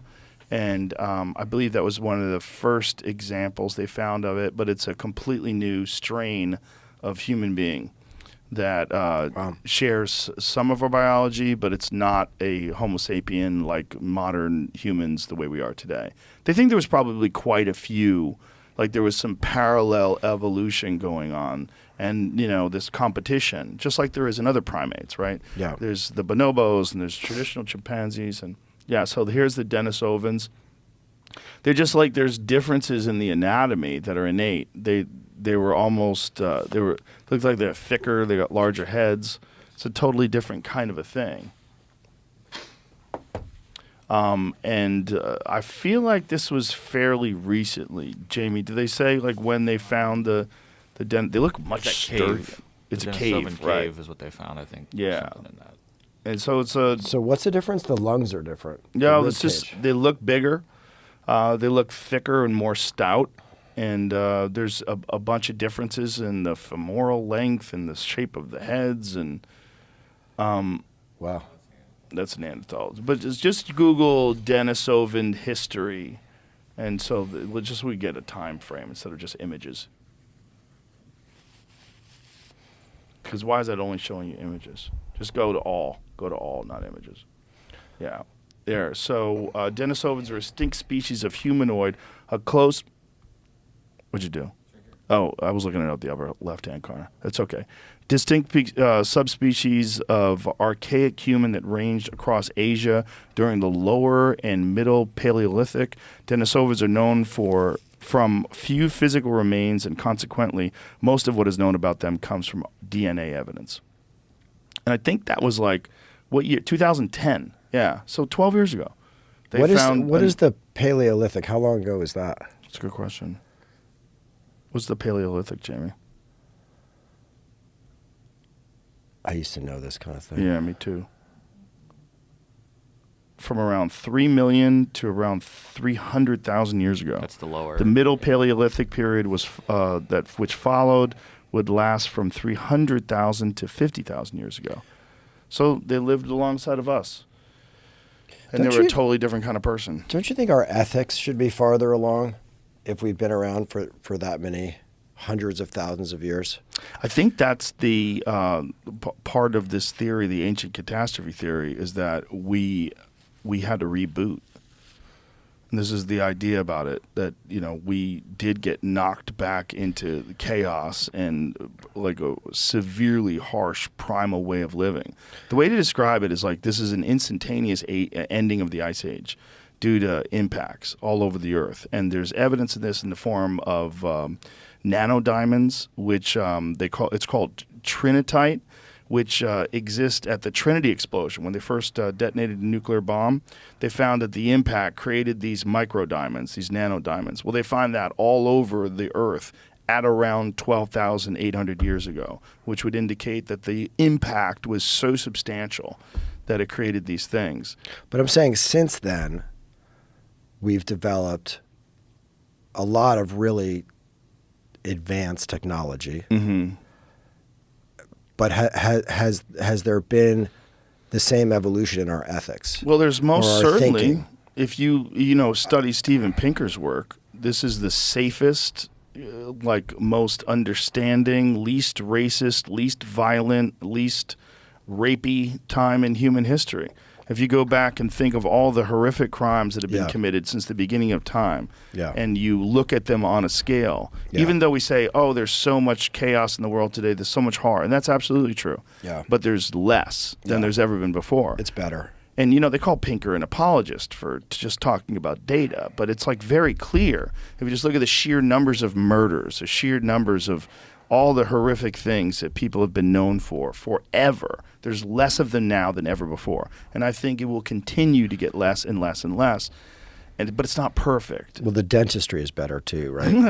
Yeah, there's a lot better. Imagine going to a dentist. Imagine getting an ACL surgery 500 years ago. Yeah. There's none. You're fucked. You blow your knee out, you're dead. Just use a fucking piece use of stone. A cane. Yeah. Use a weird fucking knee brace made with goat skins and shit and twigs. Yeah, it's better now, and it will continue to get more complex. Whether or not it's preferable is what's interesting. Because, really? I would never go there. No, personally. I don't mean in terms of ethics. I mean in terms of technology, like the medical technology and the advances. Whether it's like the way we live now. Look, if you were a person who lived in the days of Genghis Khan and you got invaded, it's way better today than then. Sure, you get a cold, you fucking die probably. Yeah, well, not only that, the amount of violence, the sheer amount of horrific violence from hordes of raiders coming into your village and butchering everybody and lighting everything on fire, that was a commonplace occurrence. It's less common now and will be less common in the future. But what I'm saying is that I think that human beings, as we are biologically today, are more suited in the way we interface with the world with a hunter-gatherer lifestyle. I think it's more satisfying to our actual, our intellectual and physical bodies. The way we exist with earth and nature. People find great peace in living in the country and fishing for their food. And I think there's something. I totally buy into that. I don't think we've evolved physically the same way technology has evolved. Right. I mean, it's even comes down to something like this room, which has a conditioned air temperature. Right. And we don't experience the extremes of temperature on our skin that we would normally have been going through for thousands of years. You would have no idea right now if it's August or January or we're in this. Yeah, and you can live in 72 degrees year round or whatever you like, 69. Yeah. And nobody knows what that does, but maybe that's part of why people are so have a certain amount of feeling of cognitive dissonance and overload because they're not getting the same amount of sensory input that would have been in the that you would have felt had you been living in nature with Genghis Khan as your. Well, I mean, if you just look at in terms of what's available in the United States in terms of environments, what people would say arguably is the most disconnected part of the world is California, and they're the least connected to weather because every day is beautiful.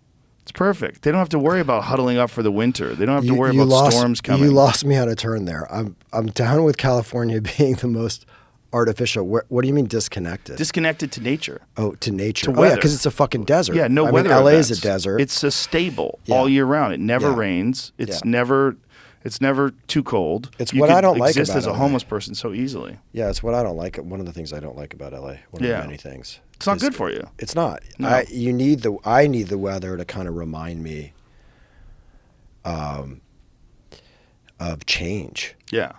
you know, and that I can change because the world's changing. It denotes time. It Yeah. lets you know that things are happening. Yeah.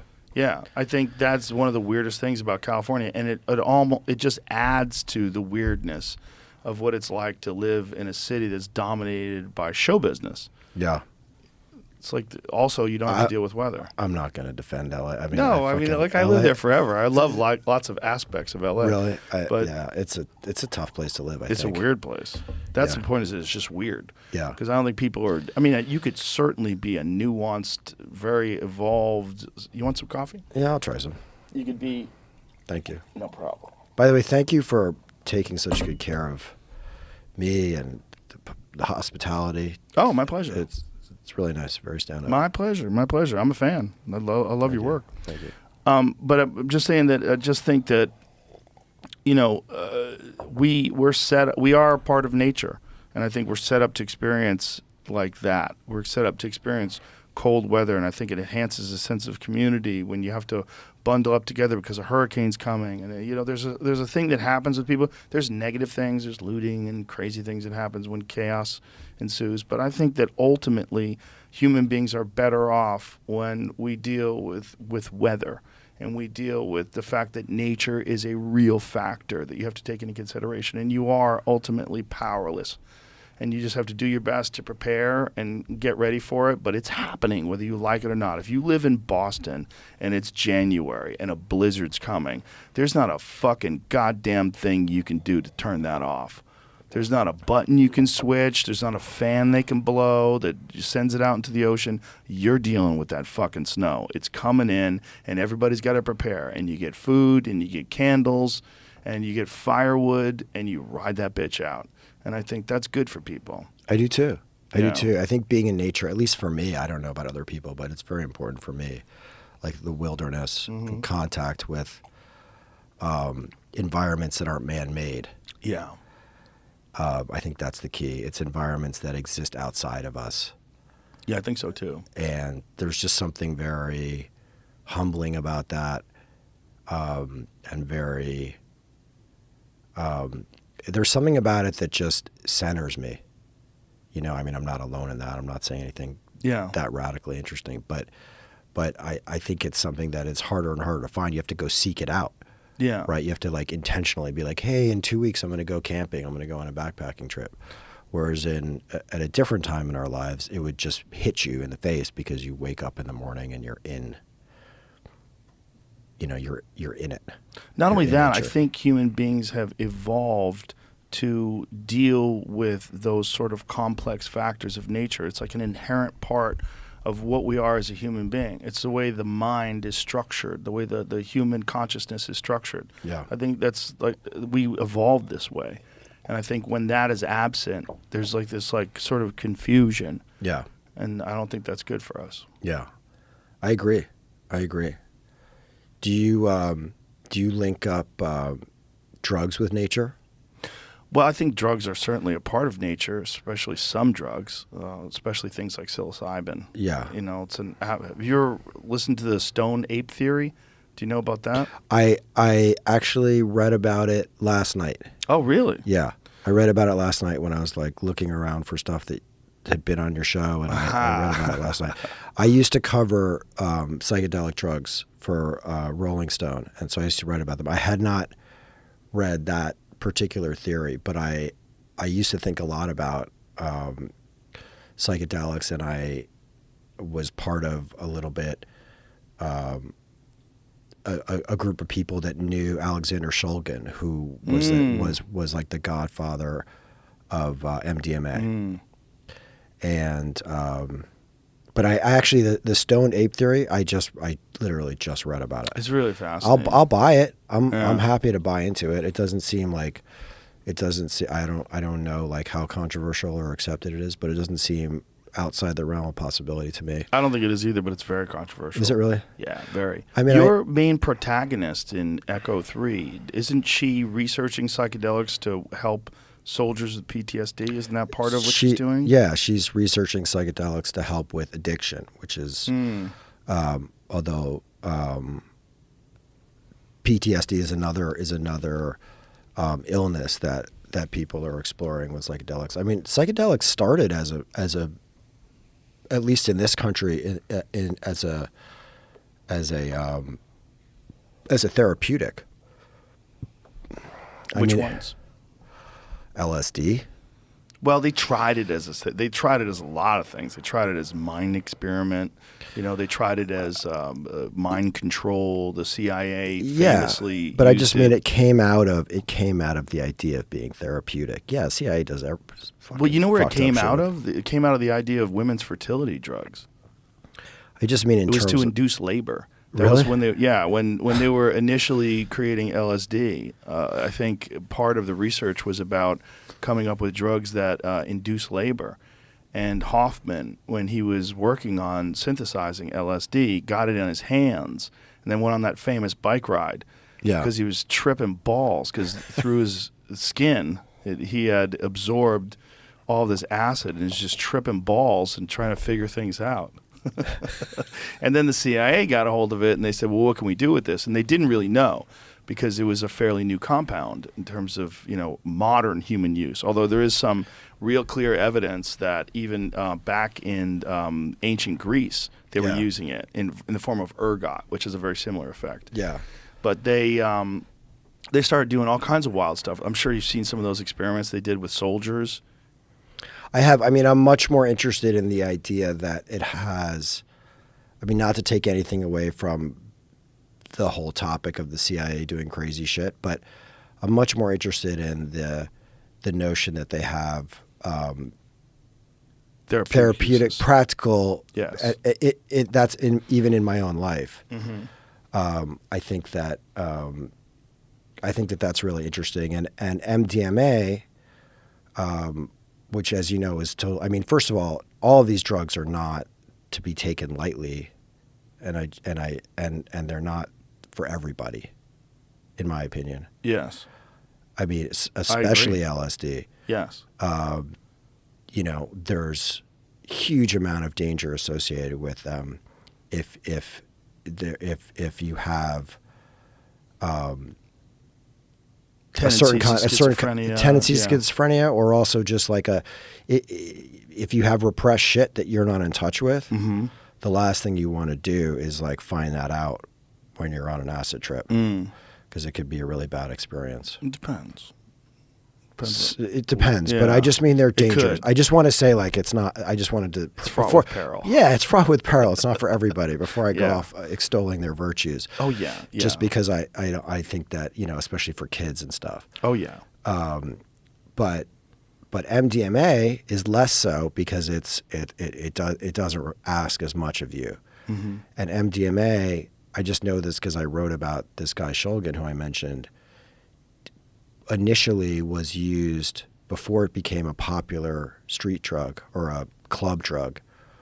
It was discovered at the turn of the century in like 13 or 17 or something. But then in the 60s, after the crackdown, LSD was like kind of like popular in the 50s, and then in the 60s it popular in like a very elite circle. And then in the 60s it broke out wide, and then you had the Golden Gate suicides and the government clamped down. And after the 60s, there was a very like strong policing of any research into psychedelics.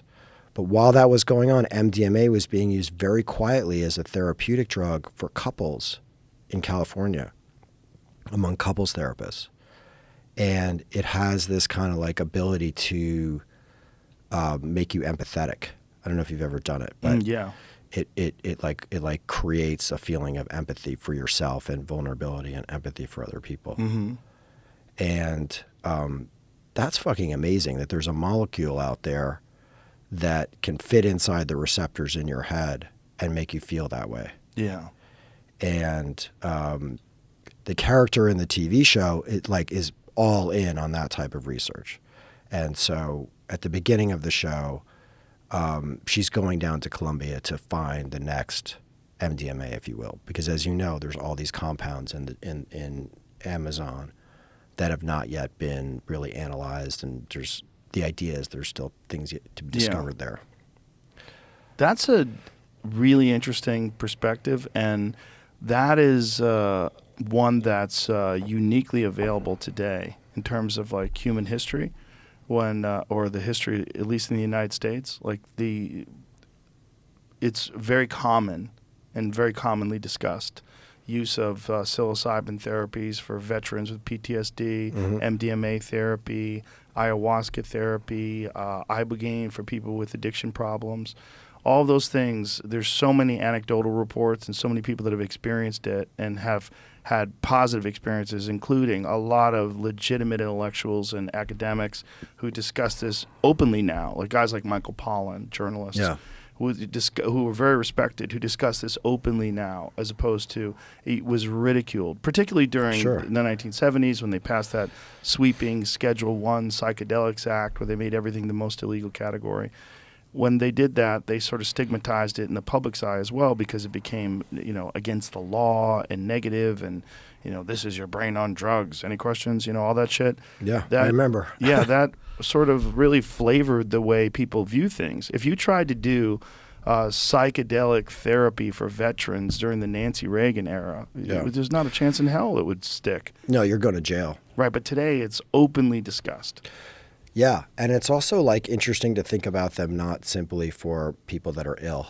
Right. Yeah. Not to take anything away from that. Right.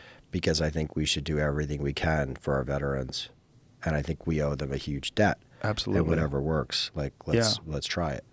But it's interesting to think of them just for people that are interested in like self-exploration. Yes, and personal development. There's legitimate applications for that. But the way I describe it is that psychedelics, all psychedelics, I think, are like a tool. You could do a good job with them and build something beautiful if you know what the parameters and what the restrictions and the abilities of these tools are, or you could fuck up everything. What's your favorite part of it?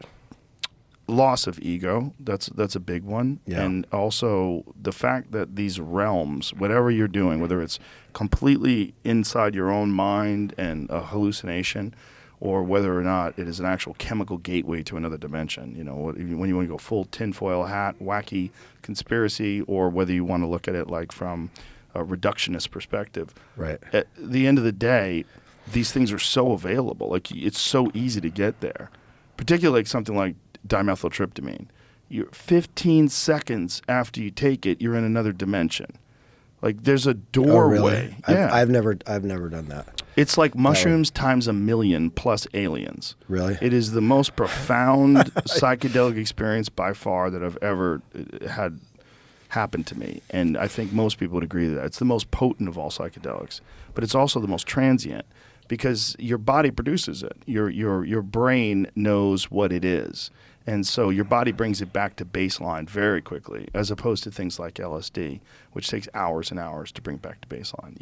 When you do dimethyltryptamine, you're back to normal in half an hour. You're totally sober. Right. The length is part of the thing of those longer acting drugs, because you have to go deeper into yourself and process it, survive it, get through it. It's like it's more involving. It's also more of a relinquishing of the ego because you had to let it go for so long. Yeah. Like, it just takes it away from you. Yeah. It's like your phone. Like, if you had a phone and you're like, we're going to have a conversation, but I'm going to put my phone right here and I'll just get back to it in a few minutes. Oh, what were you saying? Oh, hold on a second. Let me text this guy back real quick. You're not thinking, right? Because you're distracted. Yeah. With something that's like, well, but one of the things that people do with whether it's DMT or mushrooms, or they like make a conscious decision that this is what they're doing now. Oh, you have to. Set and setting. Yeah. This is what we're going to do. We're going to sit here. And I think that has a factor in it as well, because you're making a conscious decision to try to explore your mind and to try to have this experience that you think will be educational, evolutionary. You're going to evolve from this. You're going to change and grow. Yeah. It should be available to everybody. I mean, I don't think it should be used by everybody, but I don't think it should be restricted. I don't think it should be something that the government, people that have never had any of these experiences on their own, can regulate, because I think it's foolish. It's like you're talking about something you have no experience in.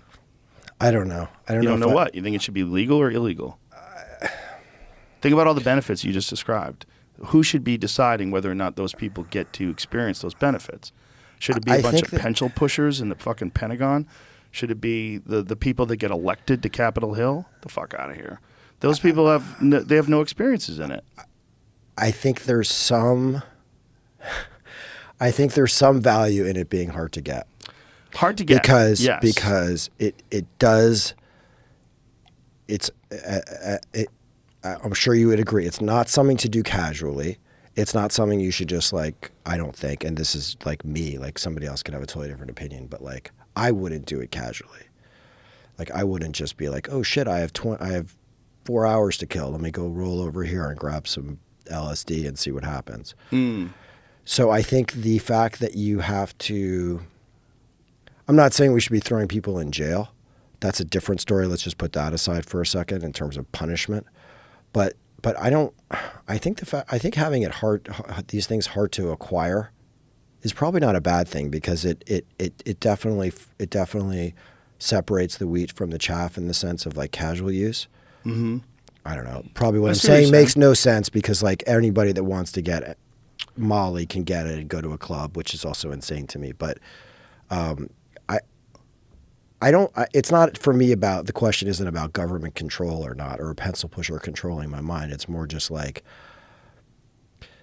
until we get to the place where the culture understands what they are and how their potential for like sacred experiences, until we get to that place and there's a place of respect, I'd be hesitant to be the guy that's like, yeah, let's just throw it in every convenience store and see what happens. Well, I think it's a matter of education and personal responsibility, just like alcohol, just like many things that are available readily right now.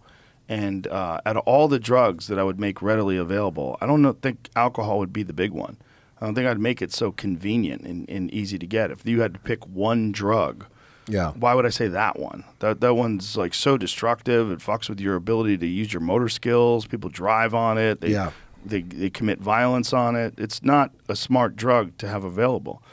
But I think we understand it culturally, and there's enough education, people and awareness. That's the key to psychedelics. We need cultural awareness. Yeah. And right now we've been in the dark and infantilized by our government's lockdown on these sacred substances, and they've kept them from us. Yeah. But the thing is that people that have kept them from us are not people who've consumed them. They're not people that are users, where they use them in a sacred setting and understand what the benefits and the powerful impact these things can have on your mind.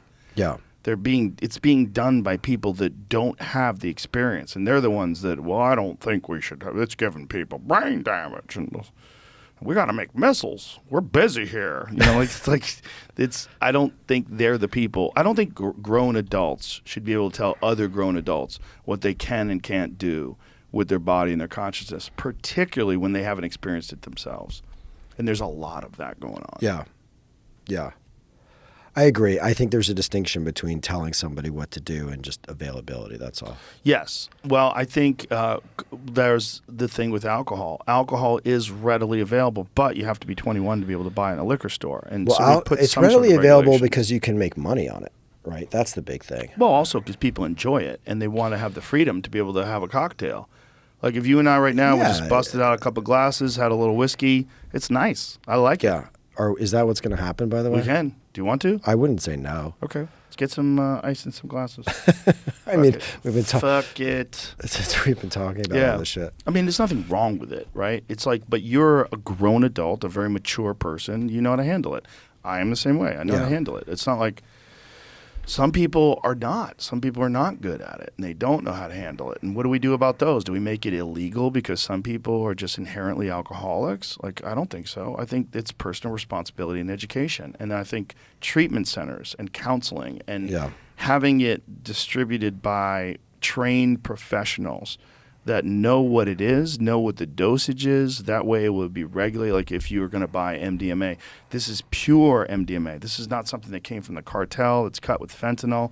This is pure pharmaceutical grade MDMA in this dose, dependent upon your body weight. This is what you should take. And I think that is something that unfortunately we don't have because we've been restricted for so long. It's been a normal part of our society to not have access to these things. Which is more urgent, educating people about these drugs or educating them about, with media literacy about how to navigate a world where there's all this data and you can't tell right from wrong? That's a very good question. See, I would think the latter is like a bigger issue. Like I'm more worried about kids who are glued to their phones for 10 hours a day than I am about their, someone's inability to find some really good MDMA. I'm worried about both things, but I think one can enhance the other.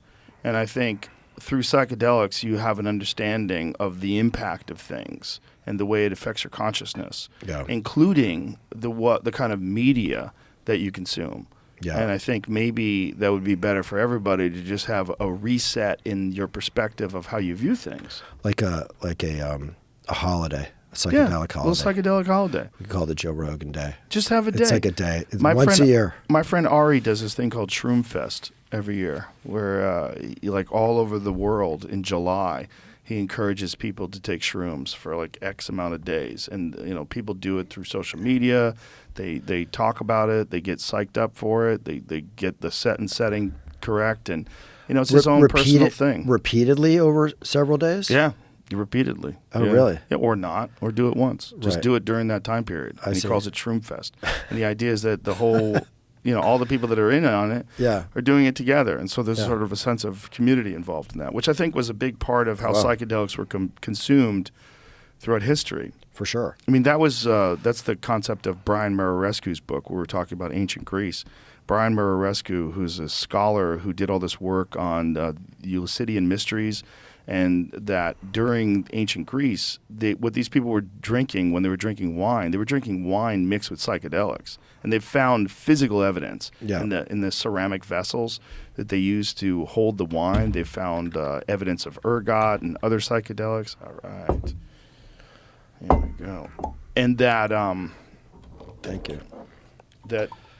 This has actually now become a field of study at Harvard because of his work and his book. And when he came on the podcast and talked about it, it's so... Cheers to you, sir. Thank you. Cheers. Cheers. It's such an interesting subject to come from an actual intellect. And he's, hardcore, intellectual, straight-laced. He doesn't do drugs, never done anything, hasn't had experience before. He's just relaying this in terms of like human history, and that it seems like that was the birth of democracy. That was the birth of all these different complex societal structures that we still enjoy today, which came out of ancient Greece. Most likely came out because of these psychedelic rituals. And he's never tried them? No, he's never. He wants to, and he will eventually, but he wanted to make sure that he wrote this book as a very straight-laced academic. Interesting. And he's brilliant. He's the perfect guy to relay it because he was obsessed with it for over a decade. And initially, his initial obsession with it was ridiculed. People were like, what the fuck are you doing? And then ultimately, upon physical evidence and proof of this, and then also the proof that this was forbidden by the Romans, and that they chased it out, and that you can see how these people escaped and brought it to other parts of Europe, where they find very similar artifacts and very similar vessels and these things in France and Spain. So they escaped from Greece, and they went to other places to try to continue these rituals while they were being persecuted. This just makes me feel like we're in the most stoner conversation. It is, ever. But it's by a guy. In this case, he's a legitimate By the way, academic. that doesn't make it not true. Yeah. It's just a pretty stoner conversation. Yeah. Well, the real stoner conversation is the Stoned Ape theory. That one's nuts. All right, lay it on me, because Well, Terence McKenna came up with this theory, and his brother Dennis, who's a brilliant scientist, is the best at describing it. See if you can find Dennis McKenna explains the Stoned Ape theory, because he explained it on this podcast. He'll do a far better job of explaining it than me, because he can tell it to you in a way where he understands how the psilocybin and the psychedelic compounds impact the human neurochemistry. So the way he describes it is like he's an actual scientist. And so when you listen to him describe it, you're like, whoa. I know there's a video of that out there from him on the podcast. But his brother came up with the idea that when human beings existed in the rainforest, when we were, ancient primates, that the rainforest receded into grasslands. And as they did, human beings experimented with different food sources. And one of the things they did is they found where ungulates would leave their manure, these mushrooms would grow out of them. And they would flip those manure patties over and find beetles and food. And the mushrooms that grew on them, they would experiment with them. So this is an animation, but it says that he... Okay. Well, play this. Hold on. This might not actually be him. Well, it's Dennis and Terrence. In the late 1970s, Terrence McKenna and his brother Dennis McKenna were the first that proposed the Stoned Ape hypothesis. It is known now that 22 primates, 23 including us, consume mushrooms. And the idea is our ancestors, they came out of the trees and went across the savannah, would be tracking animals that were pooping. Well, in the subtropics, the most common mushroom coming out of those cow patties is Psilocybin cubensis, a potent magic mushroom. One thing that mushrooms and other psychedelics do reliably is they induce synesthesia. Synesthesia is the perception of one sensory modality in another. Hearing colors, for example, or seeing music.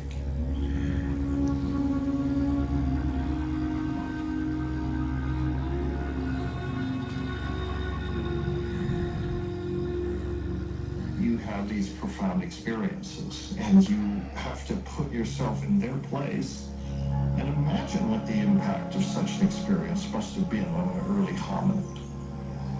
These magic mushrooms open up the floodgates of information you receive. Basically, you can think of it as a contact fluid between the synapses within the brain. Wow, what a competitive advantage, especially if you're working with the geometry of weapons or having to put together something that will give you a better chance of survival. The fact that this happened not once, not twice, but millions upon millions of times over millions of years is a very plausible explanation for the tripling of the brain 2 million years ago. It's not so simple to say that they ate psilocybin mushrooms and suddenly the brain mutated. I think it's more complex than that, but I think it was a factor. It was like a software to program this neurologically modern hardware to think, to have cognition, to have language. Because language is essentially synesthesia. Language is an association with inherently meaningless sound, except that it's associated with a complex of meaning.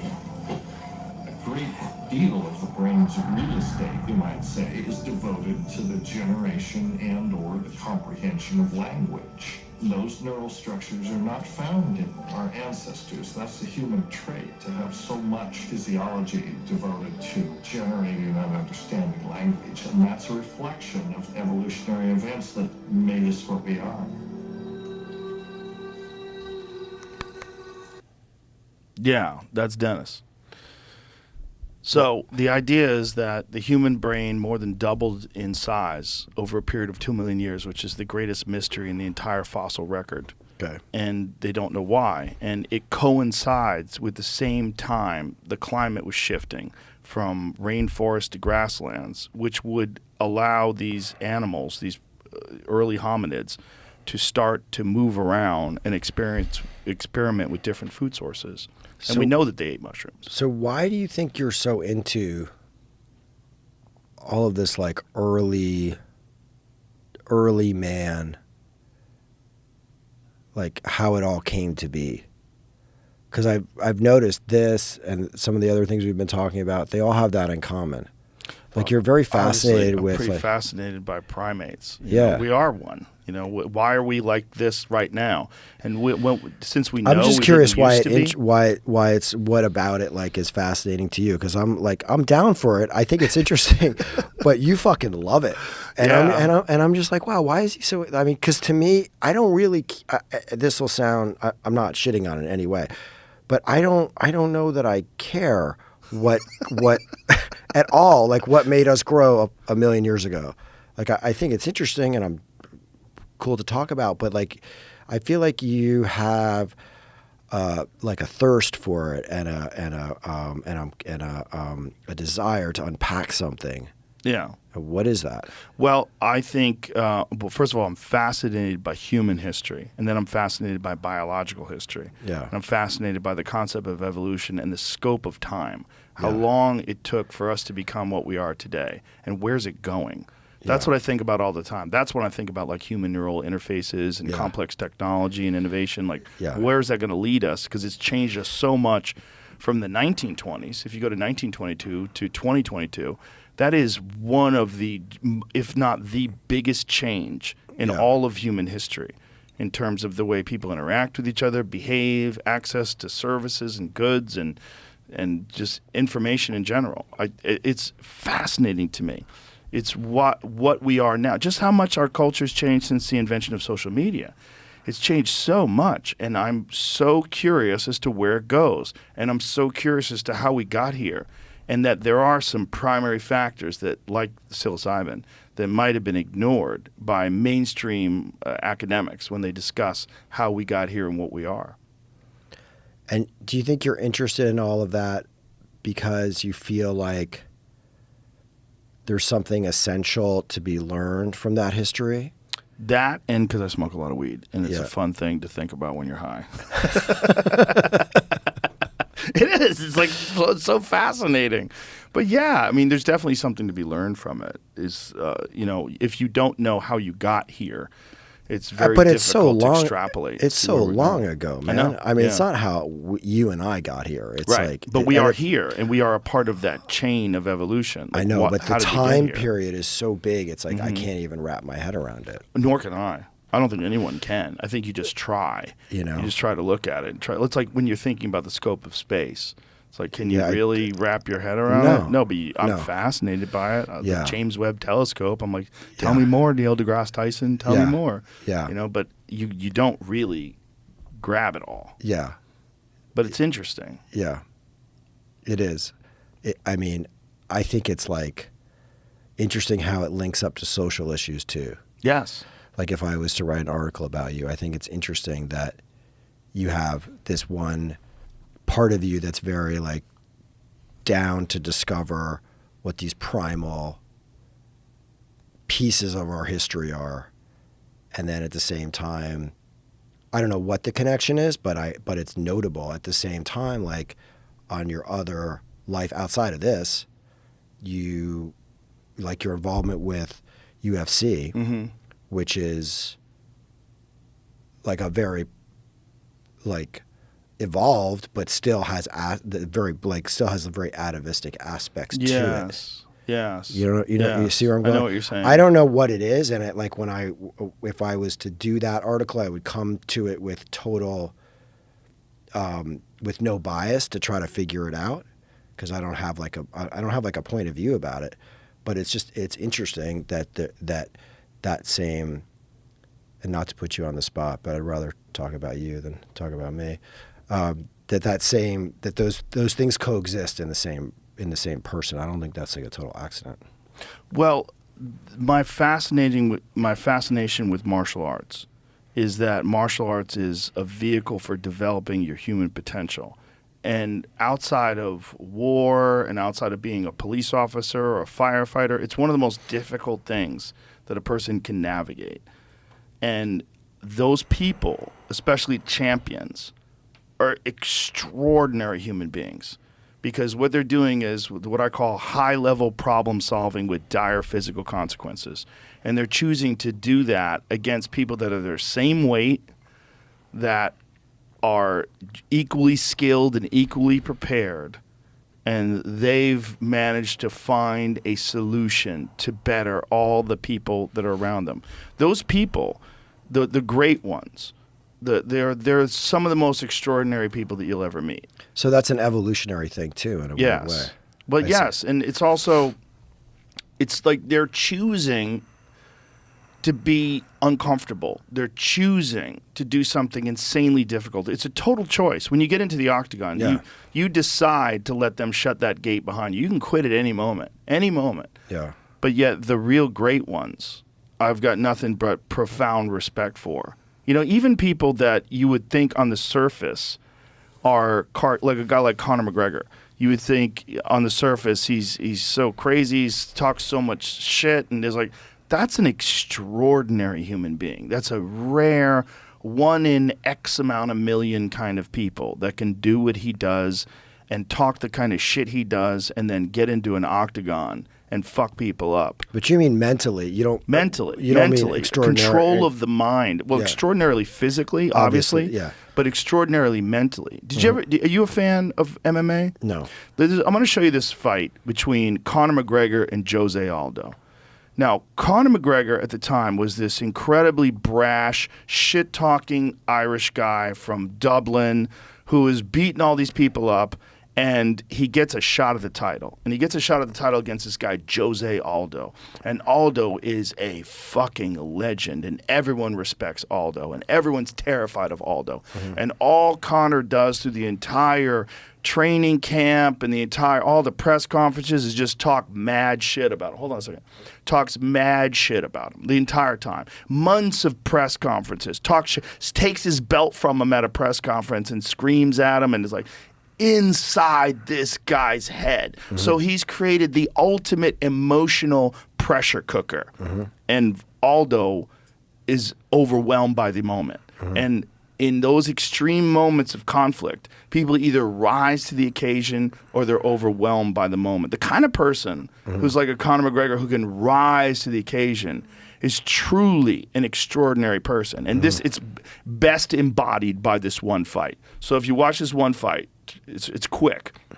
This is Conor coming out, big smile, super loose, to the biggest fight by far of his career. The biggest fight in all of martial arts history. The UFC. So he gets into the octagon. This is Jose Aldo, world champion, legend, but overwhelmed by the moment. And Conor's talking to him. He's talking to him. It's like, let's go, boy. Let's go, boy. And he's on his knees. He's super loose. And you see Aldo nervous, right? And this is a guy, Aldo's a destroyer. He's wiped out everybody. And the two of them are going at it. And Aldo just can't wait to hit him. So he makes a critical error. And he slept him. He slept him with one shot. And look at it, he climbs on top, and look what he does. Just climbs on top of the octagon, is like, look at that. Oh my God! And he's making the money thing, like he's like shuffling off money. And now he's become the richest MMA fighter of all time, and he's a huge business with Proper 12, but to be a person that can do that under that kind of pressure, that's an extraordinary human being. There's very, very, very few of them that have ever walked the face of the earth that can do that in front of that many people in that moment, which is built up over months and months and months, really years of taunting him, but months and months and months. And to get to that one moment when you're looking at each other in the octagon, and he looks at me and he goes, let's go, boy. Let's go, boy. And you see all those like, holy shit, this is really happening. But Conor couldn't be more relaxed. That's mind management. That's confidence, preparation, intelligence, emotional intelligence. There's so many factors. Like, look how relaxed. He's like, let's go, boy. Let's go, boy. And look how relaxed he is. He's like he's fucking around. Like he doesn't even feel the pressure of the moment. He's just eating that pressure. Right. And he goes out there and just lights him up. It's amazing. It's amazing. That's, to me, part of what I love about this. Is like seeing like how does someone handle this pressure? How does someone handle this moment? How do you handle this guy in Jose Aldo who's a fucking assassin, an assassin, and get him so in his head that he charges forward and gets clipped with a perfect left hand? Like out of character. Like he's usually a more clever fighter. That was a bad fight move that he made. 100%. Just like rookie. Not only was it a bad fight move, but Conor anticipated it. So if you watch Conor warming up in the green room, in the dressing room before the fight, he's practicing that very move, and he imitates Jose Aldo's movement and behavior.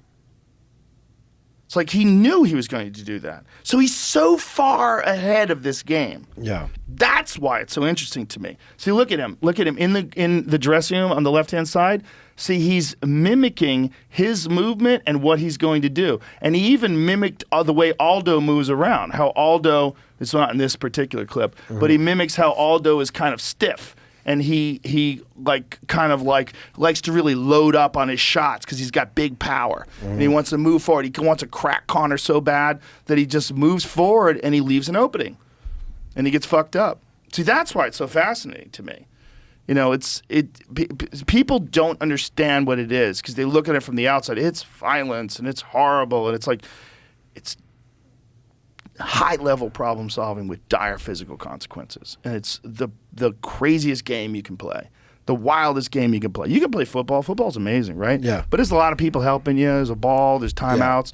There's none of that in this. This is the wildest game a person can play. Football is a game. This is like a sport. It's combat sports. Yeah. Combat sports are they're what all sports aspire to. Yeah. If someone wins a basketball game, they can always say, yeah, well, I could have kicked your ass. Yeah. You might have beat me at basketball, but I could kick your ass. Nobody gets their ass kicked and goes, yeah, well, I'll fuck you up at basketball. Because no one cares. No one cares. You just got fucked up. Yeah, and this is not like a bullying thing. This is not someone who's bigger, stronger, who picks on someone who's who's defenseless. This is two people that are champions, the elite of the elite, and they choose to meet and they prepare for each other. Yeah.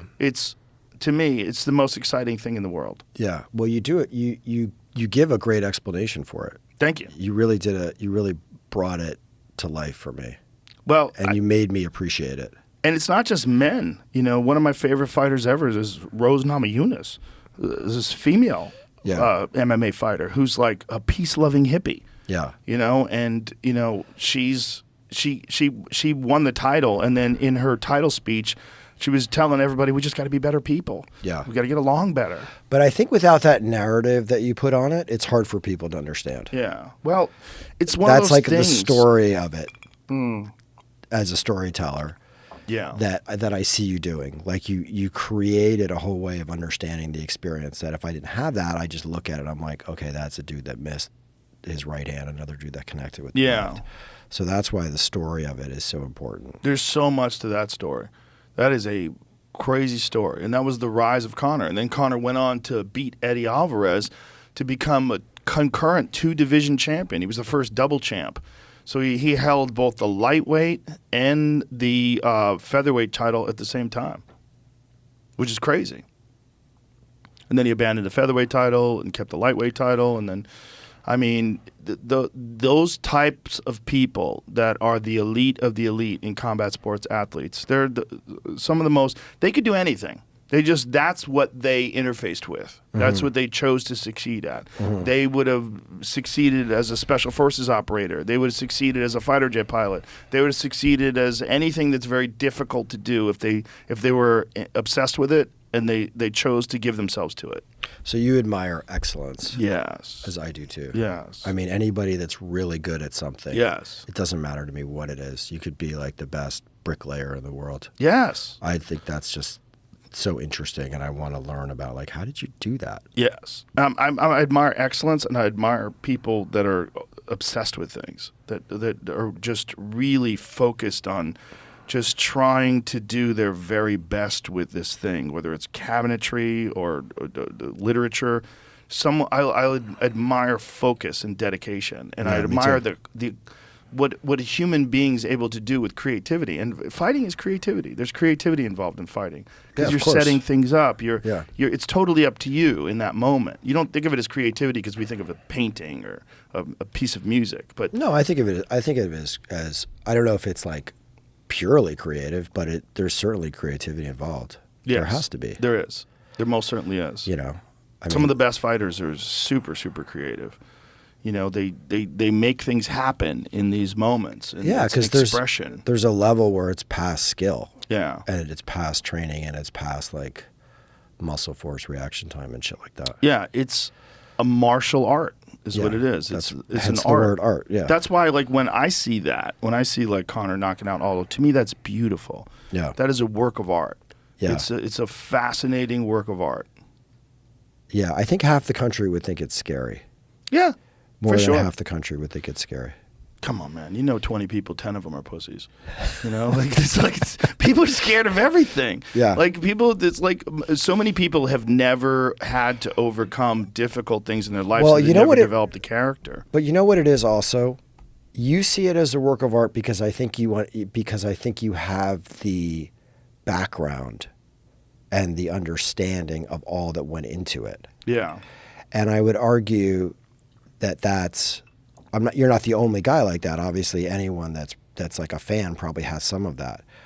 But that's also true of what you would normally consider a work of art. Like that's also true of a movie or a play or a musician.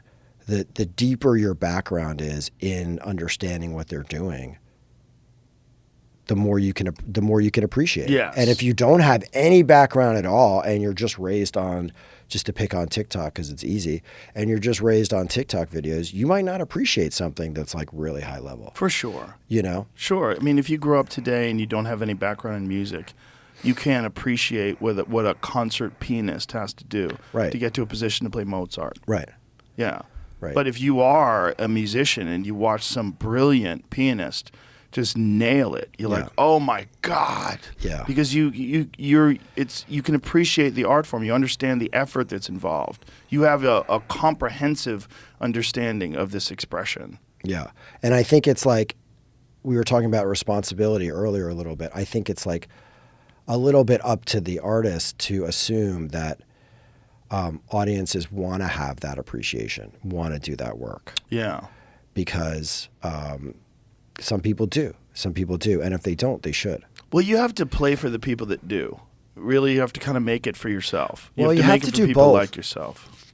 You have to do both. You have to play it for the people that are like, that have the appreciation, and you also have to, I mean, you don't have to, but I think of it for me, like I want to bring people in that aren't necessarily looking for the experience that I'm trying to give them.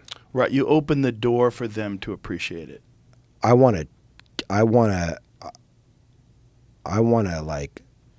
get them in. I want to almost trick them in the door. Like I want to give them shit that makes them feel like I can appreciate this. Like this is going to be easy for me. Like Right. I'm going to give you in the first 10 minutes a really cool action sequence. You're going to be this is going to be easy ride for you. I'm going to show you like all the tropes that make you feel comfortable with guns, guys being heroic. And then I may then take you someplace 4 hours later that you weren't necessarily looking to go. And that's the beauty of it. But but that's like, You're luring them in. Yeah, man. Because if it was just strictly speaking, hey, I just want to hit this really arty crowd, I think that's limiting. I'm not trying to just talk to the people that, like Battle of Algiers, or like some fucking random cinema that I like. Well, isn't that the benefit of having 10 hours to do it too? I think it's the benefit of being in of having this kind of like really privileged position that I have to try shit. Yeah. And the thing that's different about it is when you make a movie, it's like or a television show, it involves money. I mean, it's not like writing a poem where I can just do it. I need money, and like in this case, it's like a lot of money. It's like close to $100 million. Jesus.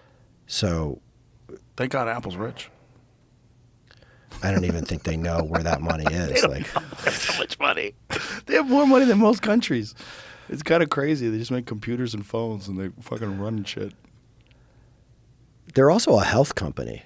Really? They think. I mean, Because of the watches? Yeah, because like I had a scene in the beginning. There's this wedding scene in the pilot, and one of the characters is smoking. This woman smoking a cigarette, and they were like, "You can't do that because no tobacco use in Apple wouldn't promote." But it's not the use of- promoting it. Well, it's depicting it. Right, but So I was like, I'm on this call with this lawyer, and she's like, you can't do that, and sort of saying, wow, that's really too bad because it is like part of the character, this woman's character. And she said, well, you just cannot depict smoking tobacco, this lawyer. And I'm like, I cannot depict smoking tobacco. She's like, correct. I'm like, Something that millions of people do. But then I go, but I can depict smoking another substance. And she's like, our policy is you cannot depict smoking tobacco. And I'm like, what about marijuana? She's like, our policy is you cannot depict smoking tobacco. So I'm like, okay, according to this lawyer, like I'm good with marijuana. So she rolls up a joint and there's no issue with that whatsoever. It's a Schedule I substance. It's against the law federally. That's hilarious. But you can have them drinking whiskey like we're doing. No problem. And smoking a joint, no problem. Right. Yeah. The idea is that so she rolls a joint. Cigarette is the great demon that cannot be discussed. There she goes. Oh yeah, you found that's hilarious. Nice. Yeah, there she is. Good for her. Yeah. That's a good compromise. Yeah. Yeah, I was totally down with that. Yeah. Well, it's just I mean, it's the reason why unfortunate. I was talking is like Colombia, people smoke. It's not like the U.S. where we've kind of moved away from cigarettes. There's still a lot of smoking down there. It just seems ridiculous creatively, because you're making characters, and there are human beings that smoke. Just like there's human beings that have gambling addictions. There's human beings that they have bad personal hygiene. It's all real. You can have flawed human beings that have drinking problems. Like, why is that? It's silly. They let me get away with so much. I get it. That was and the only other thing that they were very, very like hyper vigilant about was any depiction. I'm going to get in so much trouble for talking about this. This is so dumb of me. But I haven't had a drink in like 2 weeks because my liver values were high. So my doctor was like, don't drink. So now I've had a drink. So I'm going to talk about this. But yeah, any Apple products had to be depicted like perfectly, which sounds easy. But it's not. So you couldn't have like a crack screen on someone who's like an explorer. It's not even that. It's just like you probably couldn't do that. That didn't even occur to me. I just mean like you have a scene in which someone picks up the phone, and because you're filming, like they're not actually talking, right? Right. Into the phone, into like an action. They're not having an actual conversation with somebody on the other end. Mm-hmm. So whatever, like the phone has like a screen on, but on the Apple product, the screen goes off after X number of seconds. Right. So they're like, in your show, here the screen's on for 10 seconds. It's supposed to go off after whatever it is. Mm. Or that ringtone that you have that you put in the sound mix is for iOS 7. But the phone is like 8. And you're just like, how does anybody even know that? Or like the shade of blue that you have on that text message is not the correct shade of blue. I'm like, it looks right to me. And they're like, I it's kind not. of can appreciate that. Yeah, me too. It's fine. It was just we spent a lot of money fixing mistakes like that. Because I remember I was watching a film once, I think it was Jumanji, where they're texting each other on Sony phones, but it's showing an ellipsis, like iMessage, where you know that the person is responding. Yeah. And I'm like, hey, like you're fucking with me. You caught that. Yeah. Yeah. Excuse me. Jeez. Sneeze. Yeah, I caught it. It's like, I don't like fuckery. Yeah. I So I like that they did that. Anybody can say whatever they want about the plot or Yeah. the charactering of the show, characterizations in the show. I guarantee you all the Apple shit is correct. You can't have it freezing on you. There's God nothing damn it. wrong. There's no mistakes in the portrayal of any. That makes sense, though. I mean, they are, in some ways at least, if not promoting Apple products, they want them to be used accurately. Yeah. Yeah. Yeah, it was I a get fair trade. Yeah. It was a fair trade. It was just funny. And the fact that you let her smoke a joint, that's okay. Yeah. The joint's okay. It's weird. There's all kinds of things. I mean, there really no restrictions. I mean, I guess some, but like, I don't really trade in like gratuitous violence or like nudity, which is a big thing, obviously, on TV that helps you get viewers. So we didn't really have a lot of nudity. Actually, there's no nudity, a little bit. And the violence is all very realistic in the sense that I believe in like trying to put you in the audience, like in the situation of whatever is being depicted, to see what it would feel like to be in that. If you were in a shootout, what it would really feel like, which means the camera work is very realistic. Mm. As opposed to using close-ups to kind of like distort and fuck with your perception and make the violence look more beautiful or more exciting or more safe. Right. That makes sense. You know, like I hate in movies when the bad guy shoots like 50 times and doesn't hit anybody. Mm.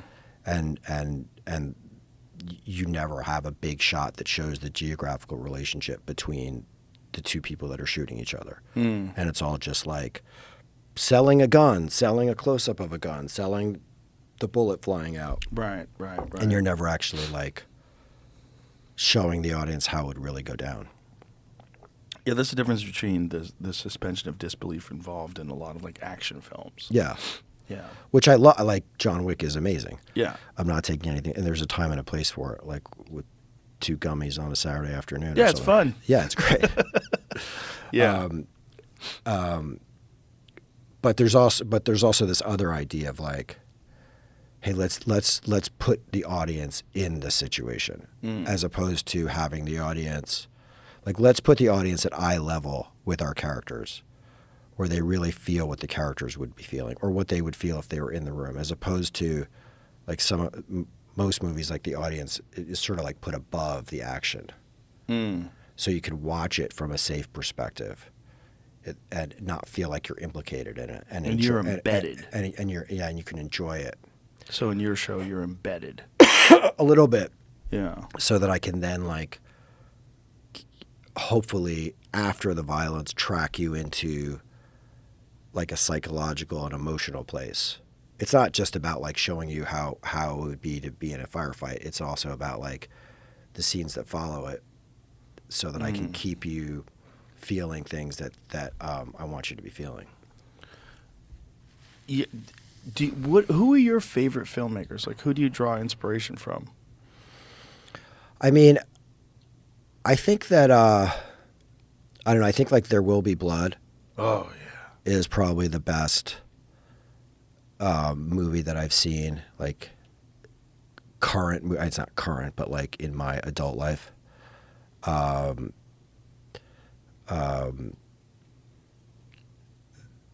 Some of Quentin's early work too. And then I like a lot of movies that people haven't really heard of. Like I mentioned, like Battle of Algiers, and there's a movie called Army of Shadows that's a French movie. But I don't really like get inspiration from other movies. What do you get inspiration from? I get inspiration from, I don't know, but it's not movies. I get inspiration from like things that I see like in the world. And then I kind of like, something clicks and I'm curious. It's really, I just follow my curiosity. And then I go and do a lot of research into whatever that thing is. If it's, in this case, it's like what it would be like to be kidnapped. So then I like read books about that and talk to people who've been kidnapped and so forth. And I don't know exactly the mechanism of what it is about the situation that ignites some curiosity, but then I just sort of follow my curiosity. And then after all the research is done, I somehow try to take that and shape it into a story that I think can have meaning for other people. But some writers get inspiration just from like their own personal lives, which I do too. Like obviously we all like come to something from our own like personal experiences, but I very much depend on like the outside world. I'm not just like sitting in my head, like being like, oh, well, it would be really, I'm never like, oh, it'd be really cool if then this happened. I'm much more like, hey, how would this really happen? And that's like a question that you can, I mean, there's a lot of answers to it, but it's like if you can answer that question by talking to people. You know, like you can call up a special forces guy and be like, how would you deal with this situation? You can call up 30 of them and have all these different conversations and then like meld it down into something that seems like that crystallizes the heart of it all. How difficult is that process of like trying to take someone's depictions and descriptions and personal experiences and trying to put that into dialogue with fictional characters and just... I mean, it's not just dialogue. I mean, I love it. It's not just dialogue, though. Like, a lot of people think of screenwriting as dialogue, which is not really right. Although it's not just dialogue. You're also writing like the image, which is in a lot of ways way more important than what people are saying in a movie. It's like a motion picture, right? It's like an image that you're seeing. So there's words being spoken, but it's really like, how do people look? What are they doing? How are they moving through space? Some of that is up to the director, but a lot of it is governed by the screenwriter too. So you're really writing like a series of images. And then there's dialogue like in addition to that. And the dialogue is how the characters speak. And then there's some things that dialogue is good for, and there's some things that like are really fucking hard to do with dialogue, as opposed to like the written word. Like if I was to write a story about anything, like you, for example, just to take an example, in prose, it'd be really easy to like write about what you're thinking about. Just like he thought, you just like write it out.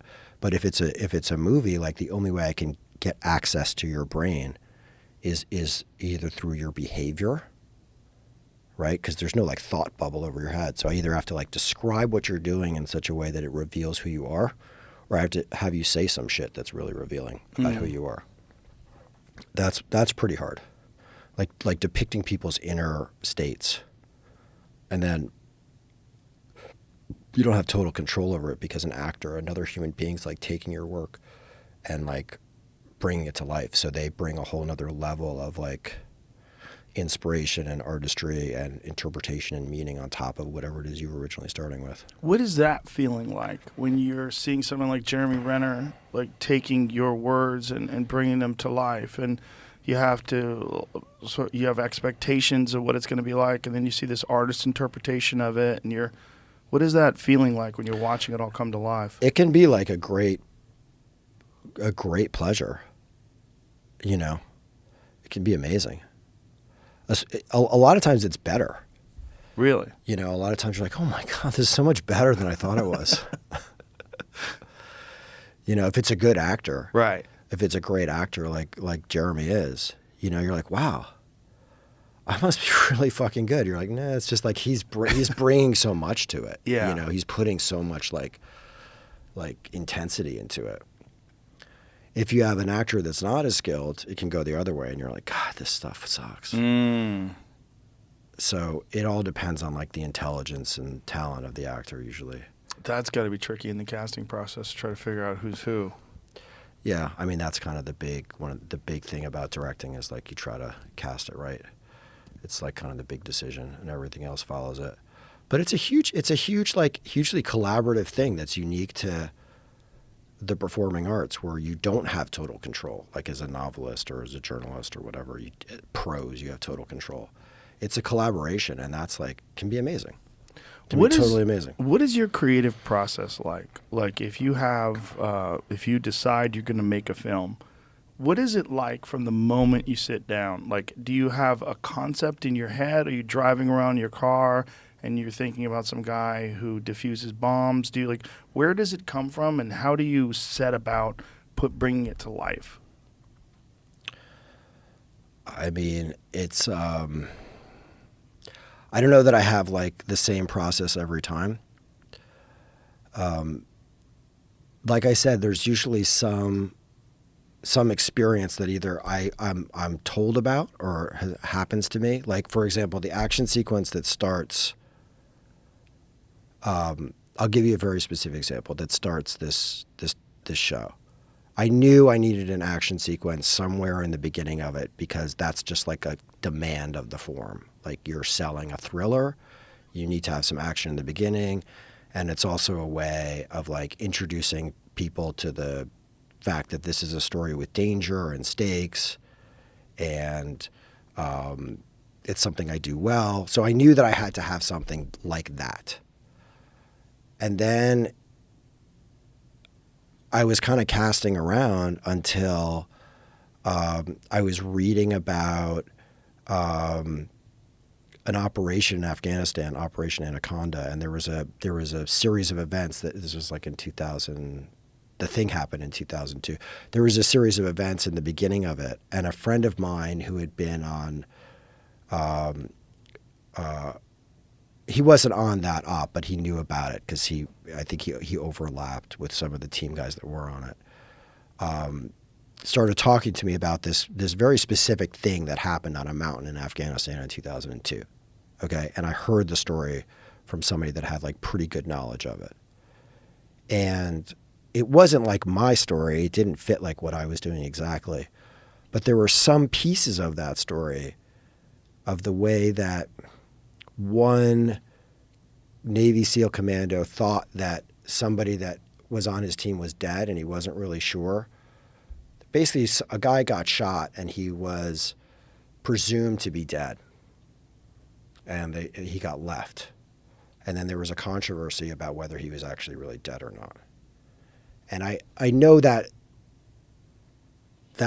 all the like particulars of that story didn't like make it over into what I ended up writing, but just that idea that you could be in combat, you know, under fire, see one of your buddies go down, be reasonably sure that he was dead, and then leave because you had to for your own safety, and then later find out that maybe he was, maybe he wasn't. That like is like stuck in me, you know, like I couldn't get it. It just like stuck. So it's when things like that stick that they become inspiration in a certain way. Or like, I remember talking to, I know this was actually in a book I read about somebody that had been kidnapped in Colombia, and she was like a political consultant, or she was working on a political campaign, and she got kidnapped by a rebel group. And then she was held for a really long time, wrote a book about it. One of the things that she talked about in her book was that like a week into her kidnapping, she met a very senior guy in the rebel camp. And she lost her temper with him. She like unloaded on him. And because she was fucking pissed because she was being held captive. And she was rude to him. And she like regretted it for the next like 10 years of her life. And I thought that stuck in me, like how you could be kidnapped and be so fucking desperate to get out, and at the same time angry that you're kidnapped. And then here you have the one opportunity, you're now talking to the guy who controls your fate, and you can't control your emotions, and you like, you know, let loose on him. And that's just like a very human thing, right? So like, it's just accumulating. I kind of like scour out there and accumulate all these moments that seem real to me and that seem like illuminative of something else bigger. And then when I have enough of those, I start writing. So it's sort of like let it build in your mind until it's something you kind of have to get out. Yeah, and it's like a delicate moment. Like, how do you know when you have too much? And there's also times on projects where I fucked that process up, and I've gotten so much information and didn't write it out, and it's like you miss that window, and you're like, I'll do it like next month or in 2 months, and then it's like it's gone. There's just like this moment in time where like I have enough. If I learn one more thing, I'm gonna get overwhelmed. And that's the moment when you have to say, okay, I'm going to put it all down. I'm going to now go into a place which is not, because I can intellectualize about all this stuff a lot and talk about like the different theoretical pieces of it, but where you just let that go and you follow your instincts, and you're hoping that like your sense of truth or my sense of truth is like what's guiding it. I don't mean truth like this shit really happened. I don't mean like truth like a set of facts, but I mean like a artistic truth, like a meaningful depiction of human life truth. And you just hope that you have like, for me, if I stay quiet enough in myself and like don't take an easy out and don't copy some shit I've seen before and don't, you know, succumb to anxiety about like getting it done quickly or whatever it is. And I just follow like, hey, there was something about that moment when I heard that story. about, or read that story about the woman who like lost it on her captor. And like, I just need to stay with that curiosity and really try to honor it and not try to come to it with like a whole bunch of ideological fucking suppositions, because those are always wrong. And not try to like really like slap myself on top of it, but just like try to follow the truth of that moment.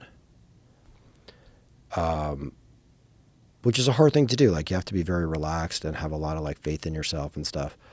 And then you just got to do that over and over and over again. You know, and if it's 10 hours, it's like, oh my God, it's 600 pages of fucking scripts. I mean, I had a writer's room and writers helping me, but ultimately I ended up rewriting a lot of it.